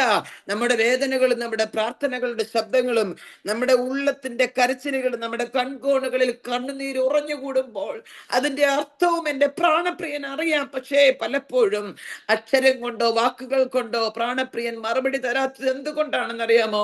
തന്റെ പ്രവൃത്തി കൊണ്ട് നിന്റെ ജീവിതത്തിൽ ആ മറുപടി വെളിപ്പെടുത്താനാ. സങ്കീർത്തനക്കാരൻ പറയുന്നു, എന്നെ പകയ്ക്കുന്നവർ കണ്ട് ലജ്ജിക്കേണ്ടതിന് നന്മയ്ക്കായ ഒരു അടയാളം എന്റെ ജീവിതത്തിൽ തരണം. ആ അടയാളം നിന്റെ ജീവിതത്തിൽ പ്രത്യക്ഷപ്പെടണമെങ്കിൽ കർത്താവിന്റെ മൗനത്തെ നീ സന്തോഷത്തോടെ സ്വീകരിച്ചേ മതിയാകത്തുള്ളൂ. ഒത്തിരി ചോദ്യങ്ങൾ ചോദിച്ചു, അപ്പ മറുപടി ഒന്നും പറഞ്ഞില്ല. പിറ്റേ ദിവസം രാവിലെ ഹോസ്പിറ്റലിൽ കൊണ്ട് റെസിഗ്നേഷൻ കൊടുത്തു. നേരത്തെ റെസിഗ്നേഷൻ 1 month നോട്ടീസ് കമ്പൽസറിയാ. പക്ഷെ അത് കൊടുക്കാത്തതിന്റെ പേരിൽ 1 രൂപ പോലും ആശുപത്രിയിൽ നിന്ന് ലഭിക്കാതെ തിരിച്ചു പോകാൻ വണ്ടിക്കൂലിക്ക് പോലും പൈസ ഇല്ലാതെ ശൂന്യമായ പടകുമായി ആ ഹോസ്പിറ്റൽ വിട്ട് ഇറങ്ങിയ വ്യക്തിയാ ഞാന്. തിരിച്ചു പോകാനുള്ള വണ്ടിക്കൂലിക്ക് പൈസ പോലും എന്റെ കയ്യിൽ ഉണ്ടായിരുന്നില്ല. അന്ന് വൈകിട്ട് എന്റെ ജീവിതത്തിൽ അരങ്ങേറിയ സംഭവങ്ങൾ ഒത്തിരി എന്റെ ഹൃദയത്തെ വേദനിപ്പിക്കുന്നതായിരുന്നു. പക്ഷെ ഒന്നും ഉരിയാടിയില്ല. പ്രിയമുള്ളവരെ, ശൂന്യമായ പടകും ശൂന്യമായ കൈയും ശൂന്യമായ വലയുമായി എന്റെ ജീവിതത്തിൽ ഞാൻ ഈ പെട്ടകം എടുത്ത് തോളിൽ വെച്ചു. ഒത്തിരി പ്രതിസന്ധികൾ, ഒരുപാട് വേദനകൾ, പട്ടിണികൾ, ഒരുപാട് ദാരിദ്ര്യത്തിന്റെ അനുഭവങ്ങൾ, ഉടുക്കാൻ വസ്ത്രമോ കഴിക്കാൻ ഭക്ഷണമോ ഒന്നുമില്ലാത്ത ഒരുപാട് അനുഭവങ്ങൾ എന്റെ ജീവിതത്തിൽ ഉണ്ടായിരുന്നു. പക്ഷേ എന്റെ പ്രാണപ്രിയന്റെ വാക്ക് കേട്ട് മുന്നോട്ട് ചലിക്കാൻ തീരുമാനിച്ചു കഴിഞ്ഞപ്പോൾ അവൻ എന്റെ പടകിനെ മാത്രമല്ല മറ്റുള്ളവരെ കൂടി പടകുകൾക്ക് കൂടി സഹായത്തിന് എഴുന്നേൽക്കത്തക്ക വിധത്തിൽ എന്റെ പടകിനെ നിറയ്ക്കുവാനിടയായി തീർന്നു. ഇന്ന് രാത്രി ഞാൻ ആത്മാവിൽ എന്റെ ശബ്ദം കേൾക്കുന്നവരോട് ചോദിക്കട്ടെ, എത്ര എത്ര അനുഭവങ്ങൾ ശൂന്യമായ പടകുമായി നിന്നിട്ടുണ്ട്. ഒരായുസ് മുഴുവനും അധ്വാനിച്ചിട്ടും ഒന്നുമില്ലാതെ, നാളെ എന്ത് ചെയ്യുമെന്നറിയാതെ, എങ്ങനെ മുന്നോട്ട് പോകുമെന്നറിയാതെ വിറങ്ങലിച്ച് നിന്ന അനുഭവങ്ങൾ എത്ര എത്രയുണ്ട്. തലമുറകളെ ചൊല്ലിയും കുടുംബത്തെ ചൊല്ലിയും ആലയത്തെ ചൊല്ലിയും മറ്റു പല വിഷയങ്ങളെ ചൊല്ലിയും ആകുല ചിന്തയോടെ നിന്ന എത്ര എത്ര ദിവസങ്ങൾ നമ്മുടെ ജീവിതത്തിലുണ്ട്. എന്നാൽ നാം പോലും അറിയാതെ നമുക്ക്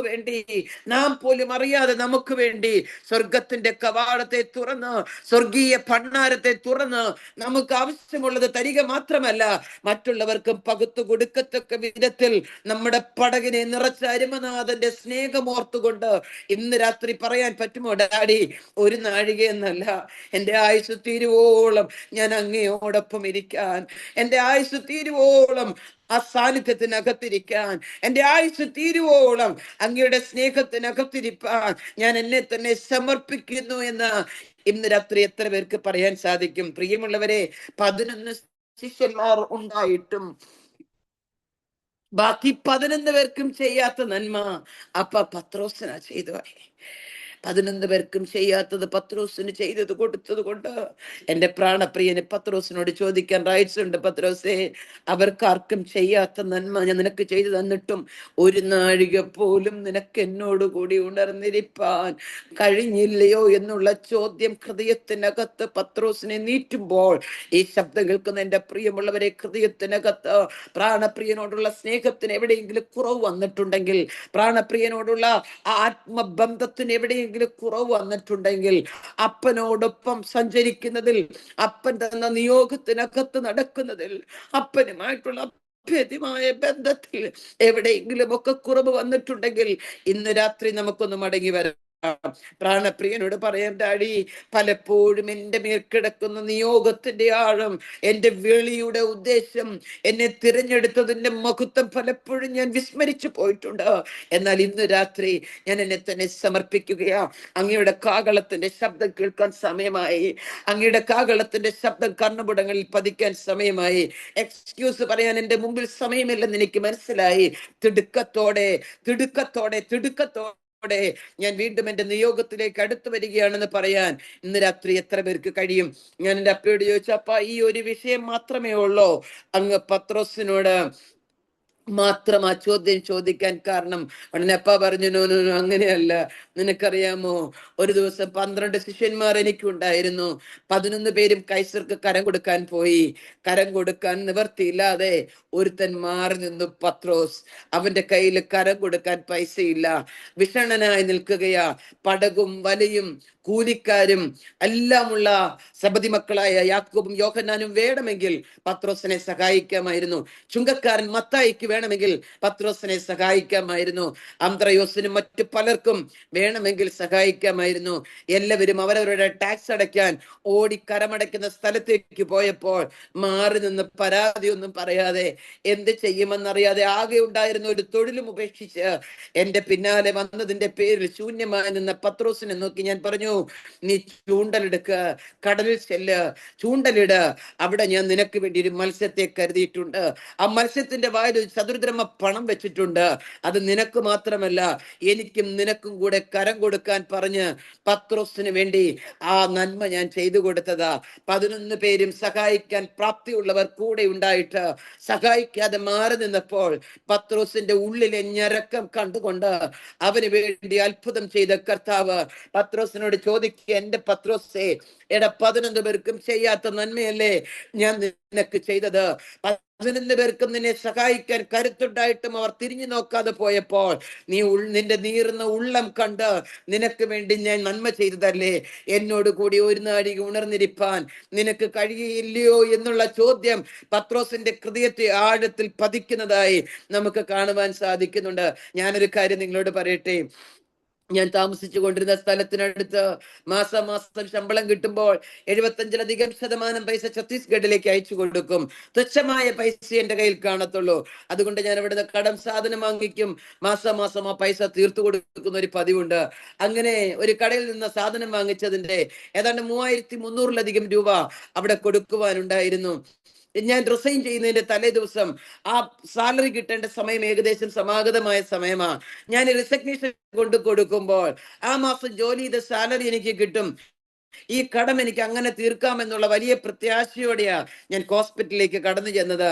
എന്നാൽ ഞാൻ മുമ്പ് പറഞ്ഞതുപോലെ ഫലം നിരാശയായിരുന്നു.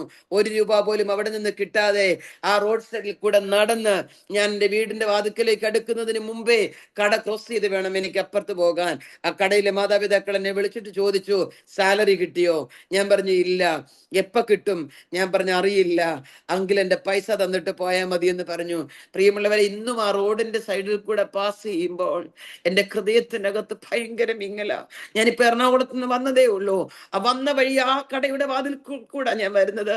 ഞാൻ ഒരു സെക്കൻഡ് വണ്ടി അവിടെ നിർത്തിയിട്ട് ചിന്തിക്കും, ഞാൻ ഈ കടയുടെ വാതിൽക്കലാണല്ലോ 3.5 മണിക്കൂർ പൈസ തന്നിട്ട് പോയാ മതി എന്ന് പറഞ്ഞ് എന്നെ പിടിച്ചു നിർത്തിയതെന്ന് ഞാൻ എപ്പോഴും ഓർക്കാറുണ്ട്.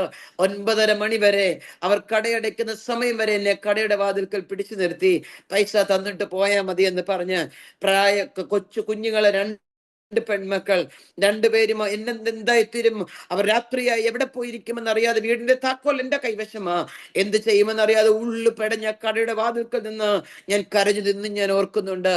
എന്നാൽ നേരം വെളുക്കുന്നതിന് മുമ്പ്, രാത്രിയായപ്പോൾ അവർ പറഞ്ഞു പൊക്കോ, നേരം വെളുക്കുന്നതിന് മുമ്പ് പൈസ ഇവിടെ കൊണ്ട് തന്നേക്കണമെന്ന് പറഞ്ഞ് എന്നെ പറഞ്ഞു വിട്ടു. അന്ന് രാത്രി എനിക്ക് ഉറങ്ങാൻ കഴിഞ്ഞില്ല. ഞാൻ ഓടി എന്റെ മക്കളുടെ അടുക്കൽ വന്നു.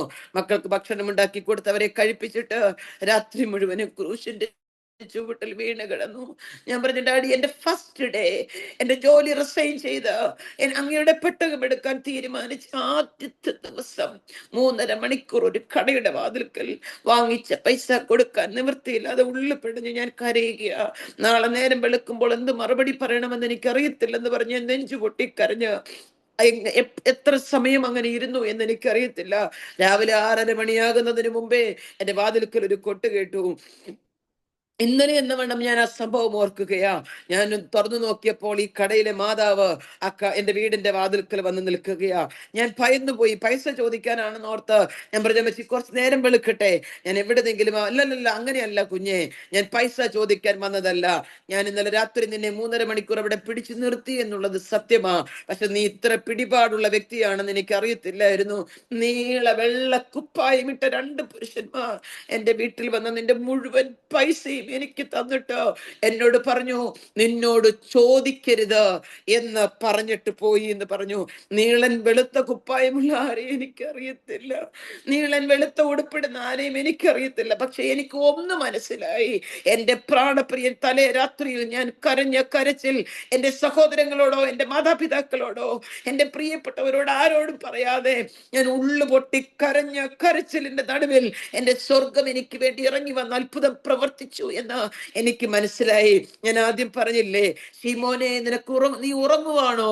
ഒരു നാഴിക നിനക്ക് ഉണർന്നിരിപ്പാൻ കഴിഞ്ഞില്ലയോ എന്നുള്ള ചോദ്യം അവിടെ ശിമോൻ എന്ന് എഴുതിയിരിക്കുന്ന ഭാഗത്ത് സ്വന്തം പേരിട്ട് ചോദിക്കാൻ ഞാൻ നിങ്ങളോട് പറഞ്ഞില്ലേ? പ്രിയമുള്ളവരെ, ഇന്നലെ രാത്രി ഞാൻ എന്നോട് തന്നെ ചോദിച്ചു, ആൻസി, ഒരു നാഴിക 11 പേർക്ക് ചെയ്യാത്ത ഒത്തിരി കാര്യങ്ങൾ, 1000 പേർക്ക് ചെയ്യാത്ത ഒരുപാട് നന്മകൾ, എന്ത് ചെയ്യുമെന്നറിയാതെ നീ പകച്ചു നിന്നപ്പോൾ, നിനക്ക് വേണ്ടി സഹായത്തിന്റെ ഹസ്തം നീട്ടുവാൻ കഴിയാതെ എല്ലാവരും മാറി നിന്നപ്പോൾ, ഉള്ളുരുകി നെഞ്ചുപൊട്ടി കരഞ്ഞപ്പോൾ, ആരും അറിയാത്ത 2 പുരുഷന്മാരെ, വെള്ള ഉടുപ്പിട്ട പുരുഷന്മാരെ എനിക്ക് വേണ്ടി ആ ഭവനത്തിൽ അയച്ച് സ്വർഗത്തിലെ ദൈവം എന്റെ കടത്തെ വീഴ്ത്തിയെങ്കിൽ ഇന്ന് രാത്രി ഞാൻ ആത്മാവിൽ ചോദിക്കട്ടെ, എത്ര പേർക്ക് പറയാൻ കഴിയും അവൻ ചെയ്ത ഉപകാരങ്ങളെ ഓർത്ത്, അവൻ ചെയ്ത നന്മകളെ ഓർത്ത്?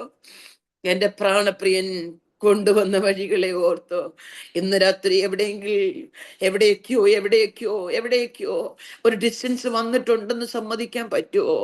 എവിടെയൊക്കെയോ ഉന്നത ഭാവം നമ്മളെ ഭരിക്കുന്നുണ്ടെന്ന് പറയാൻ പറ്റുമോ? എവിടെയൊക്കെയോ അസാന്നിധ്യത്തിനകത്ത് ഇരിക്കുന്നതിൽ കുറവ് വന്നിട്ടുണ്ടെന്ന് ഇന്ന് രാത്രി ഒന്ന് സമ്മതിക്കാൻ പറ്റുമോ? എവിടെയൊക്കെയോ അപ്പായെ അപ്പായെ അപ്പായെ എന്ന് വിളിച്ചുകൊണ്ടിരുന്ന സാഹചര്യത്തിൽ നിന്ന് കുറവ് വന്നിട്ടുണ്ടെന്ന് ഇന്ന് രാത്രി ഒന്ന് സമ്മതിക്കാൻ പറ്റുമോ? സിജി സിസ്റ്ററെ, കരുണയോടെ നോക്കുന്ന ഒരു കർത്താവുണ്ട് കേട്ടോ.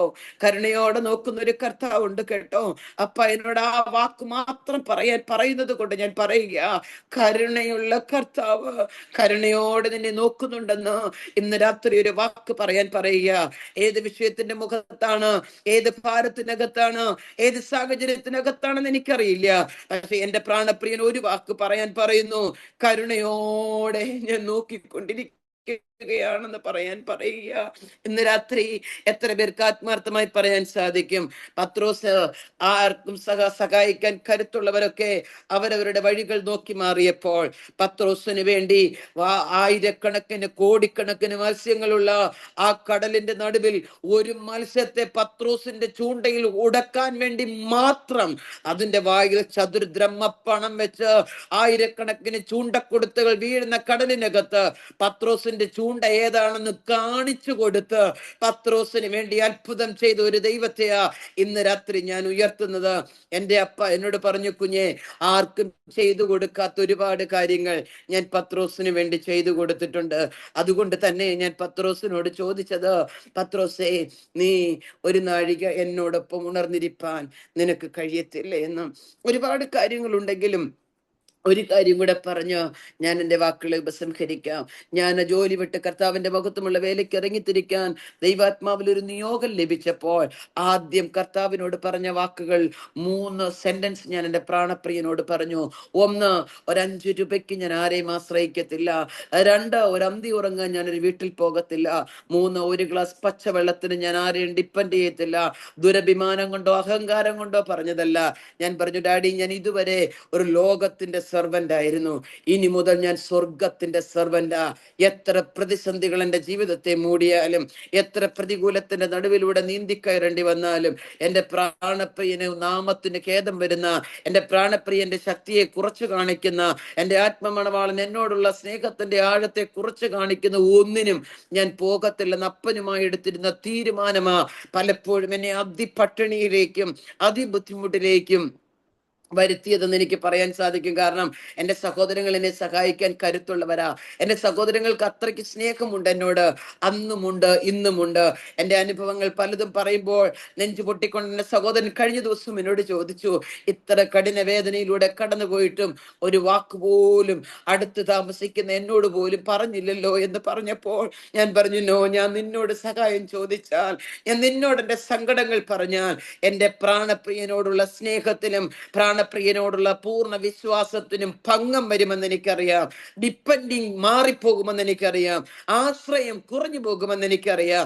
അതുകൊണ്ട് എൻ്റെ പ്രാണപ്രിയനോടുള്ള സ്നേഹത്തിന്റെ ആഴത്തിൽ തന്നെ നിൽക്കുവാൻ ആ ക്രെഡിറ്റ്, അപ്പൻ എന്നെ നടത്തുന്ന ആ ക്രെഡിറ്റ് മറ്റാരും എടുക്കാതിരിപ്പാൻ എൻ്റെ പ്രാണപ്രിയൻ മാത്രം എനിക്ക് മതിയായിരുന്നു. അതുകൊണ്ടാണെന്ന് പറഞ്ഞ് എൻ്റെ സഹോദരങ്ങളെ ആശ്വസിപ്പിക്കുവാനിടയായി. പ്രിയമുള്ളവരെ, ഒരു കാര്യം കൂടെ പറഞ്ഞ് എൻ്റെ വാക്കുകളെ ഉപസംഹരിക്കാം. നമുക്ക് നന്നായിട്ട് അറിയാം, ശിഷ്യന്മാരോടെല്ലാം ഒന്നിച്ചു നിർത്തിക്കൊണ്ട് കർത്താവ് ചോദിച്ചു, ഈ ജനം എന്നെ ആരെന്ന് പറയുന്നു? ശിഷ്യന്മാര് പറഞ്ഞു, ഇരമ്യാവെന്ന് പറയുന്നവരുണ്ട്, ഏലിയാവെന്ന് പറയുന്നവരുണ്ട്, പ്രവാചകന്മാരിൽ ഒരുവനാണെന്ന് പറയുന്നവരുണ്ട്. ഉടനെ കർത്താവ് ചോദിച്ചു, നോ നോ നോ ഓക്കെ, ആ ജനമെന്നെ അങ്ങനെ പറഞ്ഞോട്ടെ. പക്ഷെ നിങ്ങൾ, കഴിഞ്ഞ 3.5 വർഷം എൻ്റെ കൂടെ നടന്ന നിങ്ങൾ, കഴിഞ്ഞ 3.5 വർഷം എൻ്റെ മാറിൽ ചാരിക്കിടന്ന യോഹന്നാൻ, കഴിഞ്ഞ 3.5 വർഷമായിട്ട് ഒരു സെക്കൻഡ് പോലും മാറാതെ എൻ്റെ കൂടെ നടന്ന നിങ്ങൾ എന്നെ ആരെന്നാ പറയുന്നേ? പെട്ടെന്ന് 11 പേരും സൈലന്റ് ആയപ്പോൾ പത്രോസ് പെട്ടെന്ന് പറഞ്ഞു, എനിക്കറിയാം നീ ആരാണെന്ന്. എനിക്കറിയാം നീ ആരാണെന്ന്. നീ ജീവനുള്ള ദൈവത്തിന്റെ പുത്രനായ ക്രിസ്തു എന്ന് ഞാൻ അറിയുന്നു എന്ന് പറയുവാനിടയായി തീർന്നു. പെട്ടെന്ന് കർത്താവ് പറഞ്ഞു, ഇത് നിനക്ക് വെളിപ്പെടുത്തി തന്നത് ജഡരക്തങ്ങളല്ല, സ്വർഗസ്ഥനായ എൻ്റെ പിതാവത്രേ. Praise God, praise God. ഒരു അധികാരത്തിന്റെ കൈമാറ്റം, സഭയുടെ താക്കോൽ സ്വർഗത്തിലെ ദൈവം അന്ന് പത്രോസിനെ ഏൽപ്പിക്കുവാനിടയായി തീർന്നു. ഞാൻ ഇന്ന് രാത്രി ആത്മാവിൽ ചോദിക്കട്ടെ, ഉന്നത വിദ്യാഭ്യാസവും ഉന്നത കുലജാതരുമൊക്കെ ഒരുപാട് തിങ്ങിപ്പാർക്കുന്ന ഈ ഭൂഗോളത്തിൽ സാധുക്കളായ നിങ്ങളെയും എന്നെയും ദൈവരാജ്യത്തിന്റെ താക്കോൽ ഏൽപ്പിക്കാൻ, സ്വർഗീയ ശുശ്രൂഷ ഏൽപ്പിക്കാൻ, അതിലുപരി തന്റെ മക്കൾ എന്നുള്ള അവകാശത്തിന്മേൽ കൊണ്ടുവരാൻ യോഗ്യതയില്ലാതിരുന്നിട്ടും ആ ഒരു പദവിയിലേക്ക് ക്ഷണിച്ച അപ്പൻ ഇന്ന് രാത്രി ഓരോരുത്തരോടും ചോദിക്കുകയാ, ഒരു നാഴിക, കഴിഞ്ഞ ദിവസങ്ങൾ പൊയ്ക്കൊള്ളട്ടെ, കഴിഞ്ഞ നാളുകൾ പൊയ്ക്കൊള്ളട്ടെ, 37 ഡിവൈസുകൾ ഇതിനകത്തുണ്ട്. 37 ഡിവൈസിൽ എത്ര ഡിവൈസിലുള്ളവർ ഇന്ന് രാത്രി ദൈവസന്നിധിയിൽ സമർപ്പിക്കും? ഒരു നാഴികയല്ല ഡാഡി, എനിക്ക് ഒത്തിരി അങ്ങയുടെ കൂടെ ഇരിക്കാൻ ആഗ്രഹമുണ്ടായിരുന്നു, പക്ഷെ ജീവിതത്തിന്റെ പല സാഹചര്യങ്ങൾ കൊണ്ട് എനിക്കത് കഴിഞ്ഞില്ല. എന്നാൽ ഇന്ന് രാത്രി ഞാനൊരു തീരുമാനമെടുക്കുകയാ, അങ്ങയോടൊപ്പം സഞ്ചരിക്കാൻ, അങ്ങയുടെ സ്നേഹത്തിന്റെ ആഴത്തിലൂടെ സഞ്ചരിക്കാൻ. അങ്ങയുടെ കരങ്ങൾ പിടിച്ചൊരു കൊച്ചു കുഞ്ഞ് തന്റെ അപ്പന്റെ കൈ പിടിച്ച് നടക്കുന്നത് പോലെ അങ്ങയുടെ കൈ പിടിച്ച് നടക്കാൻ ഇന്ന് രാത്രി ഞാൻ എന്നെ തന്നെ സമർപ്പിക്കുന്നു എന്ന് എത്ര പേർക്ക് പറയാൻ കഴിയും? ഞാൻ എന്നുള്ള ഭാവം നമ്മളിൽ നിന്ന് മാറിപ്പോകട്ടെ, നമ്മുടെ എക്സ്പീരിയൻസ് നമ്മിൽ നിന്ന് മാറിപ്പോകട്ടെ, നമ്മുടെ പഴക്കം പാരമ്പര്യം നമ്മിൽ നിന്ന് മാറിപ്പോകട്ടെ. ഒരു കൊച്ചു കുഞ്ഞിനെ പോലെ നമുക്ക് ഇന്ന് രാത്രിയിൽ ഒന്നാകാൻ കഴിയുമോ? ഒരു കൊച്ചു കുഞ്ഞിനെ പോലെ, ഒരു കൊച്ചു കുഞ്ഞിനെ പോലെ, അപ്പാ എന്റെ കയ്യിലൊന്ന് പിടിക്കാമോ എന്ന് ചോദിക്കുന്ന, അപ്പാ എന്നെ വിട്ടിട്ട് പോകല്ലെന്ന് പറയുന്ന, അപ്പാ എന്റെ കൂടെ ഇരിക്കണമെന്ന് ഷാഢ്യം പിടിക്കുന്ന ഒരു കൊച്ചു കുഞ്ഞിനെ പോലെ ഇന്ന് രാത്രി എത്ര പേർക്കാകാൻ കഴിയും? പ്രിയമുള്ളവരെ, ലോകത്ത് അനേകായിരം പേർക്ക് നൽകി കൊടുക്കാത്ത മഹാസൗഭാഗ്യം, സ്വന്തം കൂടെ നടന്ന 12 ശിഷ്യന്മാരിൽ 11 പേർക്ക് ചെയ്തു കൊടുക്കാത്ത ഒരുപാട് കാര്യങ്ങൾ പത്രോസിന് ചെയ്തു കൊടുത്തതുപോലെ നമ്മുടെ ജീവിതത്തിലും സ്വർഗം ചെയ്തിട്ടില്ലേ? ഇന്ന് രാത്രി ആ നന്മകളോർത്ത്, ആ അനുഭവങ്ങളോർത്ത് സ്വർഗത്തിലെ ദൈവത്തോട് ഇന്ന് രാത്രി എത്ര പേർക്ക് പറയാൻ കഴിയും? ഡാഡി, തെറ്റിപ്പോയിട്ടുണ്ട്, വീഴ്ച സംഭവിച്ചിട്ടുണ്ട്, പ്രാർത്ഥനയിൽ അകന്നു പോയിട്ടുണ്ട്, വേണ്ട വിധത്തിൽ സാന്നിധ്യത്തിനകത്തിരിക്കാൻ കഴിയാതെ വന്നിട്ടുണ്ട്, പലപ്പോഴും ബുദ്ധിയുടെ പ്രമാണത്തിൽ ഞാൻ നീങ്ങിയിട്ടുണ്ട്, അല്ലെ, എന്റെ ഇഷ്ടപ്രകാരം പലപ്പോഴും ഞാൻ കാര്യങ്ങൾ തീരുമാനിച്ചിട്ടുണ്ട്. മാറ്റിവെക്കപ്പെട്ടത് പലപ്പോഴും അങ്ങയോടുള്ള സ്നേഹമാ, മാറ്റിവെക്കപ്പെട്ടത് പലപ്പോഴും അങ്ങയുമായിട്ടുള്ള ബന്ധമാ, മാറ്റിവെക്കപ്പെട്ടത് പലപ്പോഴും അങ്ങയുടെ സന്നിധിയിൽ നിന്നുള്ള നിയോഗത്തിന്റെ പൂർത്തീകരണത്തിന്റെ ആ ഉദാസീനത എന്റെ ജീവിതത്തിൽ വന്നിട്ടുള്ളത്. എന്നാൽ ഇന്ന് രാത്രി ഞാൻ എന്നെ തന്നെ സമർപ്പിക്കുന്നു അപ്പാ, എല്ലാറ്റിലും അധികം അങ്ങയെ സ്നേഹിക്കുവാൻ, എല്ലാറ്റിലും അധികം അങ്ങ് മാത്രം മതി എന്ന് തീരുമാനിക്കുവാൻ, ജീവിതത്തിന്റെ പ്രഥമ സ്ഥാനം ഞാൻ അങ്ങയ്ക്ക് വേണ്ടി സമർപ്പിക്കുവാൻ, ഏത് ജീവിതത്തിന്റെ ഏടുകളിലും ഏത് സാഹചര്യത്തിന്റെ നടുവിലും അപ്പൻ മാത്രം മതി എന്ന ജീവിതത്തിൽ തീരുമാനമെടുക്കുവാൻ ഇന്ന് രാത്രി എന്നെ തന്നെ സമർപ്പിക്കുന്നു എന്ന് എത്ര പേർക്ക് പറയുവാൻ സാധിക്കും? പ്രിയമുള്ളവരെ, ആരൊക്കെ ഇടറിയാലും ഇടറിപ്പോകത്തില്ലെന്ന് പറഞ്ഞവൻ, നീ പോകുന്നിടത്ത് ഞാനും വരുമെന്ന് പറഞ്ഞവൻ, നീ മരിക്കേണ്ടി വന്നാൽ ഞാനും കൂടെ മരിക്കാമെന്ന് പറഞ്ഞവൻ, മറ്റാരെക്കാളും അധികം യേശുവിന്റെ കൂടെ നടക്കുവാനും യേശുവിന്റെ കൂടെ സഞ്ചരിക്കുവാനും തീരുമാനിച്ചവർ, 11 പേര് പടകിൽ മൗനമായിരുന്നപ്പോൾ കർത്താവാണെന്ന് പറഞ്ഞ വിശ്വാസത്തോടെ തിരുമുഖത്തേക്ക് നോക്കി വെള്ളത്തിൽ മീതെ നടക്കാൻ ഇച്ഛിച്ചവൻ. Hallelujah, hallelujah. ഇന്ന് രാത്രി എത്ര പേർക്ക് സമർപ്പിക്കാൻ കഴിയണ്ടാടി? എവിടെയൊക്കെയോ എവിടെയൊക്കെയോ എവിടെയൊക്കെയോ എവിടെയൊക്കെയോ ഒരു ഡിസ്റ്റൻസ്, ഒരകൽച്ച, ഒരു ചെറിയ അകൽച്ച എന്റെ ജീവിതത്തിൽ വന്നിട്ടുണ്ട്. എന്നാൽ ഇന്ന് രാത്രി ഞാൻ അടുത്തു വരികയാണെന്ന് പറയാൻ രാത്രി എത്ര പേർക്ക് കഴിയും? പ്രിയമുള്ളവരെ, സകല മനുഷ്യര് ബാധ്യത എന്ന് പറഞ്ഞ് തള്ളിക്കളഞ്ഞ സാഹചര്യങ്ങൾ എന്റെ ജീവിതത്തിൽ ഉണ്ടായിട്ടുണ്ട്. 2 മക്കളെയും പിടിച്ച് അവരുടെ വിശപ്പടക്കാൻ നിവൃത്തിയില്ലാതെ ഒത്തിരി അതിവേദനയോടെ കരഞ്ഞ ഒരമ്മയാ ഞാൻ. അതിവേദനയോടെ ഞാൻ കരഞ്ഞിട്ടുണ്ട്. എന്റെ മക്കളുടെ വിശപ്പടക്കാൻ ഞാൻ എന്ത് ചെയ്യുമെന്നോർത്ത് അതിവേദനയോടെ ഞാൻ കരഞ്ഞിട്ടുണ്ട്. പക്ഷേ അതിന്റെയൊക്കെ നടുവിൽ ഞാൻ പോലും അറിയാതെ എനിക്കും എന്റെ തലമുറയ്ക്കും വേണ്ടി കരുതി ഈ രാത്രിയിലും എന്റെ പ്രാണപ്രിയനെ ഉയർത്തുവാൻ ഈ രാത്രിയിലും എന്നെ പ്രാപ്തനാക്കിയ ആ പ്രാണപ്രിയന്റെ സ്നേഹത്തിന്റെ ആഴത്തിലേക്ക് ഇന്ന് രാത്രി എത്ര പേർക്ക് അടുത്ത് വരാൻ കഴിയും? എനിക്കറിയാം, അത് പറയാൻ തുടങ്ങിയാൽ നിങ്ങൾ എത്ര പേരും, ഓരോരുത്തർക്കും പറയാൻ 1000 കാര്യങ്ങൾ ഉണ്ടാവും. ആ 1000 കാര്യങ്ങളിലേക്ക് നിങ്ങളുടെ ഹൃദയം ഇന്ന് രാത്രി ഒന്ന് ഊളിയിട്ട് പറക്കട്ടെ. പകച്ചു നിന്നപ്പോൾ അടുത്ത് വന്ന ദൈവം ഞാൻ ഇന്നും ഓർക്കുന്നു, ഞങ്ങൾ താമസിച്ചു കൊണ്ടിരുന്ന വീട് വലിയ റെന്റ് കൊടുത്ത് താമസിക്കാൻ പറ്റത്തില്ലാത്തൊരു സിറ്റുവേഷനിലായിരുന്നു. ഞങ്ങൾ വളരെ റീസണബിൾ ആയിട്ടുള്ള പ്രൈസ് ഉള്ള റെന്റ് കൊടുത്താ താമസിച്ചത്. ആ താമസിക്കുന്ന വീടിന്റെ അടുക്കളയുടെ വാതിൽ ഒന്നമർത്തി തള്ളിയാൽ തുറന്നു പോകും, അത്രയ്ക്കുള്ള വാതിലാ. പ്രിയപ്പെട്ടവന്റെ വേർപാടിന് ശേഷം 2 പെൺമക്കളുമായി ആ ഭവനത്തിലേക്ക് ചെന്ന് ഞാൻ രാത്രിയായപ്പോൾ എന്റെ ഹൃദയം പിടയ്ക്കാൻ തുടങ്ങി. കാരണം ജിഷ എന്ന് പറഞ്ഞൊരു പെൺകുട്ടിയെ പെരുമ്പാവൂർ വെച്ച് ഒരു നോർത്ത് ഇന്ത്യക്കാരനായ ഒരു യൗവനക്കാരൻ പീഡിപ്പിച്ച് കൊലപ്പെടുത്തിയതിന്റെ വാർത്തകൾ നവമാധ്യമങ്ങളിലൂടെ ഇങ്ങനെ വന്നുകൊണ്ടിരിക്കുന്ന സമയമാ. ഞാൻ താമസിക്കുന്ന ഒരുപാട് നോർത്ത് ഇന്ത്യൻസ് താമസിക്കുന്ന ഒരു ഏരിയക്കടുത്ത ഒരു മതിൽ ചാടിയാൽ ഈ കോമ്പൗണ്ടിനകത്ത് അവർക്ക് കയറാം, ഒന്ന് അമർത്തി തള്ളിയാൽ എന്റെ അടുക്കള വാതിൽ തുറന്നു പോകും. 2 പെൺമക്കളെയും കൊണ്ട് ഞാൻ ആ വീട്ടിൽ ചെന്നിട്ട് ഉള്ളുരുകി കരഞ്ഞു.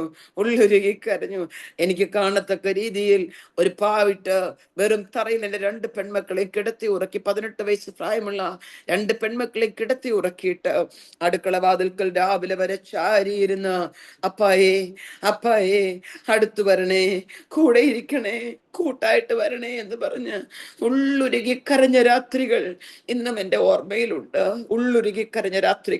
എന്ന രാത്രിയുടെ ഏതൊക്കെയോ ഏകാന്തതയില് ഒരു കരിയില വീണാൽ നെഞ്ചു പൊള്ളിപ്പോകുമായിരുന്നു. ഒരു പൂച്ചയോ പട്ടിയോ അതിന്റെ ഇടയിൽ ചാടിയാൽ എന്റെ അകം നീറുമായിരുന്നു. വളരെ ഭയത്തോടെ ഞാൻ ചാടി എഴുന്നേറ്റ് അപ്പായെ ഉറക്കെ വിളിച്ച് ഞാൻ വളരെ ഭയത്തോടിരുന്ന ഒത്തിരി രാത്രികൾ എന്റെ ജീവിതത്തിലുണ്ട്. എന്നാൽ രാത്രിയുടെ ആ വിഷമകരമായ ഏകാന്തതയിൽ ശ്മശാനമൂകത തളം കെട്ടി നിൽക്കുന്ന ആ ഏകാന്തതയുടെ നടുവിൽ പ്രാണപ്രിയൻ എപ്പോഴൊക്കെയോ എന്റെ അടുത്ത് വന്ന്, ഒരു മനുഷ്യൻ എന്റെ അടുത്ത് വന്നിരിക്കുന്നത് പോലെ എന്റെ അടുത്ത് വന്നിരുന്ന് എന്നെ ചേർത്ത് പിടിച്ച് എന്നെ ആശ്വസിപ്പിച്ച അനുഭവങ്ങൾ ഒരുപാട് എന്റെ ജീവിതത്തിലുണ്ട്. പ്രിയമുള്ളവരെ, അനുഭവങ്ങളെല്ലാം മുൻനിർത്തിക്കൊണ്ടാ എന്റെ പ്രാണപ്രിയനെ ഞാൻ സ്നേഹിക്കുന്നത്. ഇന്ന് രാത്രി എന്റെ വാക്കുകളെ ഉപസംഹരിക്കുന്നതിന് മുമ്പ് ഞാനൊരു കാര്യം ആത്മാവിൽ ചോദിക്കട്ടെ. പ്രിയ കർത്താവിന്റെ ദാസി സാറാമേ, എത്ര പ്രാവശ്യം പ്രാണപ്രിയൻ അടുത്ത് വന്ന് പിടിക്കുന്നതായി ഫീൽ ചെയ്തിട്ടുണ്ട്? എത്ര പ്രാവശ്യം അവൻ തൊട്ടതായി ഫീൽ ചെയ്തിട്ടുണ്ട്? എത്ര പ്രാവശ്യം മുറിവേറ്റ കരം കൊണ്ട് കണ്ണുനീർ തുടയ്ക്കുന്ന ഫീലിങ്സ് അനുഭവിച്ചിട്ടുണ്ട്? അതെല്ലാം മുൻനിർത്തിക്കൊണ്ട് ഈ ഡിവൈസിൽ ഇരിക്കുന്ന മുഴുവൻ പേരോട് ഞാൻ ചോദിക്കട്ടെ, ഒരു പൂർണ്ണമായ സമർപ്പണത്തിലേക്ക് ഇന്ന് രാത്രി നടത്തു വരാമോ? ഇന്നലെ വരെയുള്ള അനുഭവമല്ല, ഇന്ന് ഉച്ച വരെയുള്ള അനുഭവമല്ല. ഈ രാത്രിയിൽ പ്രാണപ്രിയനോട് പറയാപ്പാ, എവിടേക്കോ സമ്മതിക്കാൻ തയ്യാറായാൽ അപ്പൻ അടുത്ത് വരാൻ കരുത്തന. ഇന്നു മുതൽ അങ്ങോട്ടുള്ള യാത്രയിൽ പ്രാണപ്രിയന്റെ കരം പിടിച്ച് പ്രാണപ്രിയന്റെ സ്നേഹത്തിന്റെ ആഴം മനസ്സിലാക്കി അമ്മാറോട് ചാരിക്കടക്കാൻ കൊതിച്ചുകൊണ്ട് ആ പൊന്നു മുഖം കാണാനുള്ള പ്രത്യാശയോടെ നമ്മുടെ മേൽ പകർന്ന നിയോഗത്തെയും നമ്മുടെ മേൽ പകർന്ന തിരഞ്ഞെടുപ്പിനെയും നമ്മുടെ മേൽ കിടക്കുന്ന വിളിയെയും മുന്നിൽ കണ്ടുകൊണ്ട് ജീവിതത്തിൽ ചെയ്ത ഉപകാരങ്ങളെ ഹൃദയത്തിൽ ധ്യാനിച്ചുകൊണ്ട് ഡാഡിയോട് പറയാൻ പറ്റുമോ, ഡാഡി, ഒരു സെക്കൻഡ് പോലും ഇനി മുന്നോട്ടുള്ള ജീവിതത്തിൽ അങ്ങയെ കൂടാതെ ഞാനില്ല. അങ്ങയുടെ സാന്നിധ്യത്തിനകത്ത് തന്നെ നിന്നുകൊണ്ട് അങ്ങേൽപ്പിച്ച ഉത്തരവാദിത്വം അതിന്റെ പൂർണ്ണതയിൽ ചെയ്യുവാൻ ഞാൻ എന്നെ തന്നെ സമർപ്പിക്കുന്നു എന്ന് ഇന്ന് രാത്രി എത്ര പേർക്ക് പറയാൻ കഴിയും? എന്റെ വാക്കുകളെ ഉപസംഹരിക്കുകയാ. കണ്ണുകളെ ചേർത്തടയ്ക്കാൻ നമുക്ക് പ്രാർത്ഥിക്കാം. സമർപ്പണത്തോടെ എത്ര പേർക്ക് ഈ രാത്രി പ്രാർത്ഥിക്കുവാൻ കഴിയും? സമർപ്പണത്തോടെ എത്ര പേർക്ക് ഈ രാത്രി ഡാഡിയോടൊന്ന് സംസാരിക്കാൻ കഴിയും? നിങ്ങളുടെ അടുത്തിരിക്കുന്ന ആരും ഒരു പക്ഷെങ്കിൽ കേൾക്കത്തില്ല. ഇതിനകത്തിരിക്കുന്ന അഭിഷിക്തന്മാരാരും നിങ്ങളുടെ ശബ്ദം കേൾക്കത്തില്ല. പക്ഷേ I feel something like this. അപ്പ അടുത്ത് വന്ന് നിൽപ്പുണ്ട്. നമ്മുടെ ഓരോരുത്തരുടെയും സമർപ്പണം, നമ്മുടെ ഓരോരുത്തരുടെയും പുത്തൻ തീരുമാനം, നമ്മുടെ ഓരോരുത്തരുടെയും അവനുമായിട്ടുള്ള ആത്മബന്ധത്തിന്റെ ആധിക്യം ഒന്ന് പുതുക്കുന്ന ആത്മസ്നേഹം ഇന്ന് രാത്രി നമ്മുടെ വായിൽ നിന്ന് കേൾക്കുവാൻ നമ്മുടെ ഓരോരുത്തരുടെയും അടുക്കൽ പ്രാണപ്രിയൻ വന്ന് നിൽപ്പുണ്ട്. എത്ര പേരത് ഫീൽ ചെയ്യുന്നുണ്ടെന്ന് എനിക്കറിയത്തില്ല. എത്ര പേരുടെ പരിശുദ്ധാത്മാവ് ഹൃദയത്തിനകത്ത് സംസാരിക്കുന്നുണ്ടെന്ന് എനിക്കറിയത്തില്ല. മുമ്പത്തെ പോലെ ഒരു പ്രാർത്ഥന, മുമ്പത്തെ പോലെ എന്നുള്ളൊരു വിളി, മുൻകാലങ്ങളിലെ പോലെ മുട്ടുമടക്കിയുള്ള കർത്താവിന്റെ സന്നിധിയിലുള്ള കരച്ചിൽ, മുട്ടുമടക്കി കർത്താവിന്റെ സന്നിധിയിൽ അനുദപിച്ചും ഉപവസിച്ചും നെടുവീർപ്പിട്ടും കരഞ്ഞും നിലവിളിച്ച രാത്രികൾ. എനിക്ക് അങ്ങയുടെ സാന്നിധ്യം വേണം, കൃപ വേണം, അധികമായി എന്നെ നടത്തണം, കരം പിടിക്കണം, കൃപ തരണം, നിയോഗം തരണം, വെളിപ്പാടുകൾ തരണം എന്നൊക്കെ പറഞ്ഞ് ഒരു കൊച്ചു കുട്ടി ശടിച്ച് പ്രാർത്ഥിക്കുന്നത് പോലെ ഷാഢ്യത്തോടെ അപ്പയോട് സംസാരിക്കുകയും പ്രാർത്ഥിക്കുകയും ചെയ്ത് എത്ര ദിവസങ്ങൾ, രാത്രികൾ യാമങ്ങൾ നമ്മുടെ ജീവിതത്തിലുണ്ട്. എന്നാൽ അതെല്ലാം എവിടേക്കോ നഷ്ടപ്പെട്ടു പോയില്ലേ പ്രിയമുള്ളവരെ? ഇന്ന് രാത്രി പഴയതുപോലെ എനിക്ക് എൻ്റെ അപ്പ മതി എന്ന് പറയുന്ന ഒരനുഭവം, എനിക്ക് എൻ്റെ അപ്പയുടെ സാന്നിധ്യം മതി എന്ന് പറയുന്ന ഒരു അനുഭവം, എനിക്ക് എൻ്റെ അപ്പയുടെ സ്നേഹത്തിന്റെ ആഴത്തിൽ നിന്ന് മാത്രം നിന്നാൽ മതി എന്ന് പറയുന്ന ഒരു അനുഭവം. ആരൊക്കെ എന്നെ വിട്ടിട്ട് പോയാലും എനിക്ക് ഖേദമില്ല. അപ്പയുടെ നാമത്തെ പ്രതി കഷ്ടതയോ പട്ടിണിയോ ഉപദ്രവമോ നഗ്നതയോ ആപത്തോ വാളോ ഇപ്പോഴുള്ളതോ വരുമാനുള്ളതോ ഉയരത്തിലോ ആഴത്തിലോ ഏത് പ്രതിസന്ധിക്കകത്ത് ഞാൻ കയറിയാലും ആ പ്രാണപ്രിയന്റെ സ്നേഹത്തിന്റെ ആഴത്തിൽ നിന്ന് അകന്നു പോകത്തില്ല എന്ന് പൗലോസ് ഉറച്ചതുപോലെ ഒരു ഉറച്ച തീരുമാനം ഇന്ന് രാത്രി എത്ര പേർക്ക് എടുക്കാൻ കഴിയും? ഒരു വാക്ക് പ്രാർത്ഥിക്കാൻ ഞാൻ ക്രിസ്തുവിൽ ശരണപ്പെടുകയാ. എന്റെ അൻപുള്ള അപ്പായേ, അങ്ങയുടെ കരത്തിലേക്ക് ഞങ്ങളെ മുഴുവൻ പേരെയും ഏൽപ്പിച്ച് പ്രാർത്ഥിക്കുന്നു. ഇന്നലെ രാത്രി അങ്ങ് എന്നോട് സംസാരിച്ച വചനത്തിന്റെ മർമ്മങ്ങൾ, വചനത്തിന്റെ സത്യങ്ങൾ എന്നെ ഇന്നലെ രാത്രി പഠിപ്പിച്ചത് എന്റെ പ്രിയരോട് സംസാരിക്കാൻ അങ്ങ് തന്ന പ്രാഗൽഭ്യത്തിനായി സ്തോത്രം. വചനം കേട്ട മുഴുവൻ പേരെയും ക്രൂശിന്റെ ചുവട്ടിൽ സമർപ്പിക്കുന്നു. എല്ലാവരെയും സ്വർഗം അനുഗ്രഹിച്ചാട്ട്, എല്ലാവരുടെയും കൂടെ അപ്പ ഇരുന്നാട്ട്, ഒരു കൊച്ചു കുഞ്ഞ് തന്റെ പിതാവിന്റെ കൈ പിടിച്ച് നടക്കുന്നത് പോലെ, ഒരപ്പൻ തന്റെ മക്കളെ കൈ പിടിച്ച് നടത്തുന്നത് പോലെ, ഒരമ്മ തന്റെ മക്കളെ മാറോട് ചേർത്ത് വെക്കുന്നത് പോലെ നിന്റെ മക്കളെ എല്ലാവരെയും ചേർത്ത് വെച്ച് കരുണയുടെ ചിറകടിയിൽ മറക്കണം. സ്വർഗത്തിൽ നിത്യത വരെയും അങ്ങയുടെ വരവരെയും അപ്പാ കൂടെ ഇരുന്ന് വഴി നടത്തണം. അങ്ങയുടെ സ്നേഹത്തിന്റെ ആഴത്തിൽ നിന്ന് അകന്നു പോകുവാൻ അനുവദിക്കരുതേ. അങ്ങയോടൊപ്പം ഉണർന്നിരുന്നും അങ്ങയോടൊപ്പം കരഞ്ഞും അങ്ങയോടൊപ്പം പ്രാർത്ഥിച്ചും അങ്ങയോടൊപ്പം സന്തോഷിച്ചും അങ്ങയോടൊപ്പം ആരാധിച്ചും ഒക്കെ ബാക്കി ജീവിതം കഴിപ്പാൻ ഞങ്ങളെ ഓരോരുത്തരെയും സഹായിച്ചാട്ട് ക്രൂശിന്റെ ചുവട്ടിൽ എല്ലാവരെയും ഏൽപ്പിച്ച് അനുഗ്രഹിച്ച് പ്രാർത്ഥിക്കുന്നു. മഹത്വം മുഴുവനും അങ്ങേക്ക്. പ്രാർത്ഥന കേട്ട മഹാസ്നേഹത്തിന് നന്ദി പറയുന്നു, യേശുവിന്റെ നാമത്തിൽ തന്നെ. ആമേൻ ആമേൻ ആമേൻ. ഈ വചനങ്ങളാൽ ദയമായ കർത്താവ് എല്ലാവരെയും അനുഗ്രഹിക്കുമാറാകട്ടെ എന്ന് പ്രാർത്ഥിക്കുന്നു. അവസരമൊരുക്കി തന്ന കർത്താവിന്റെ ശ്രേഷ്ഠദാസനോടും പ്രിയരോടുമുള്ള നന്ദി അറിയിക്കുന്നു. Maranatha. God bless you all.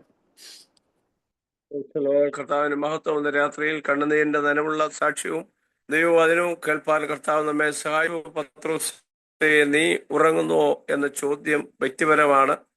ആമേൻ. എല്ലാവരും ഉറങ്ങി, പക്ഷെ 3 പേര് ഉറങ്ങിയെങ്കിലും ചോദ്യം പത്രോസിനോടാണ്. ഒരുപാട് ആമേൻ അത്ഭുതങ്ങൾ മറ്റുള്ളവരെക്കാൾ പത്രോസിന് വേണ്ടി കർത്താവ് ചെയ്തു. അതാണ് ഏറ്റവും പ്രധാനപ്പെട്ട കാര്യം. ക്രിസ്തുവിനെ കുറിച്ചുള്ള വെളിപ്പാട് പത്രോസിന് ലഭിച്ചു. പിതാവ് വെളിപ്പെടുത്തി കൊടുത്തു.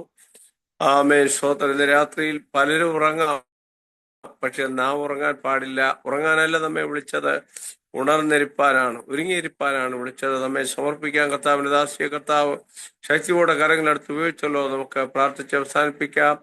ആമേൻ. സ്തോത്രം. ജെയിംസ് പാസ്റ്റർ എറണാകുളത്ത് നിന്ന് പ്രാർത്ഥിച്ച ആശീർവാദം പറഞ്ഞ സ്തോത്രം. കർത്താവേ, ഞങ്ങൾ അങ്ങയെ വാഴ്ത്തുന്നു, ഞങ്ങൾ അങ്ങയെ സ്തുതിക്കുന്നു. അനുഗ്രഹിക്കപ്പെട്ട ദൈവവചനങ്ങൾക്കായി, സാക്ഷ്യവചനങ്ങൾക്കായി കർത്താവേ ഞങ്ങൾ അങ്ങയെ സ്തുതിക്കുന്നു, സ്തോത്രം ചെയ്യുന്നു. പ്രിയ കർത്തദാസിക്കായി സ്തോത്രം. ഈ മീറ്റിംഗിൽ സംബന്ധിക്കുന്ന എല്ലാ പ്രിയപ്പെട്ടവർക്കായി സ്തോത്രം. കർത്താവുമായി കർത്താവെ പിന്നെയും കർത്താവ് ഞങ്ങളുടെ ബന്ധം ഒന്നുകൂടെ ഉറപ്പിക്കുവാൻ ആ കർത്താവെ ആവശ്യമായ ദൈവിക മെസ്സേജുകൾ കർത്താവ് തന്നല്ലോ. അതോർത്ത് സ്തോത്രം.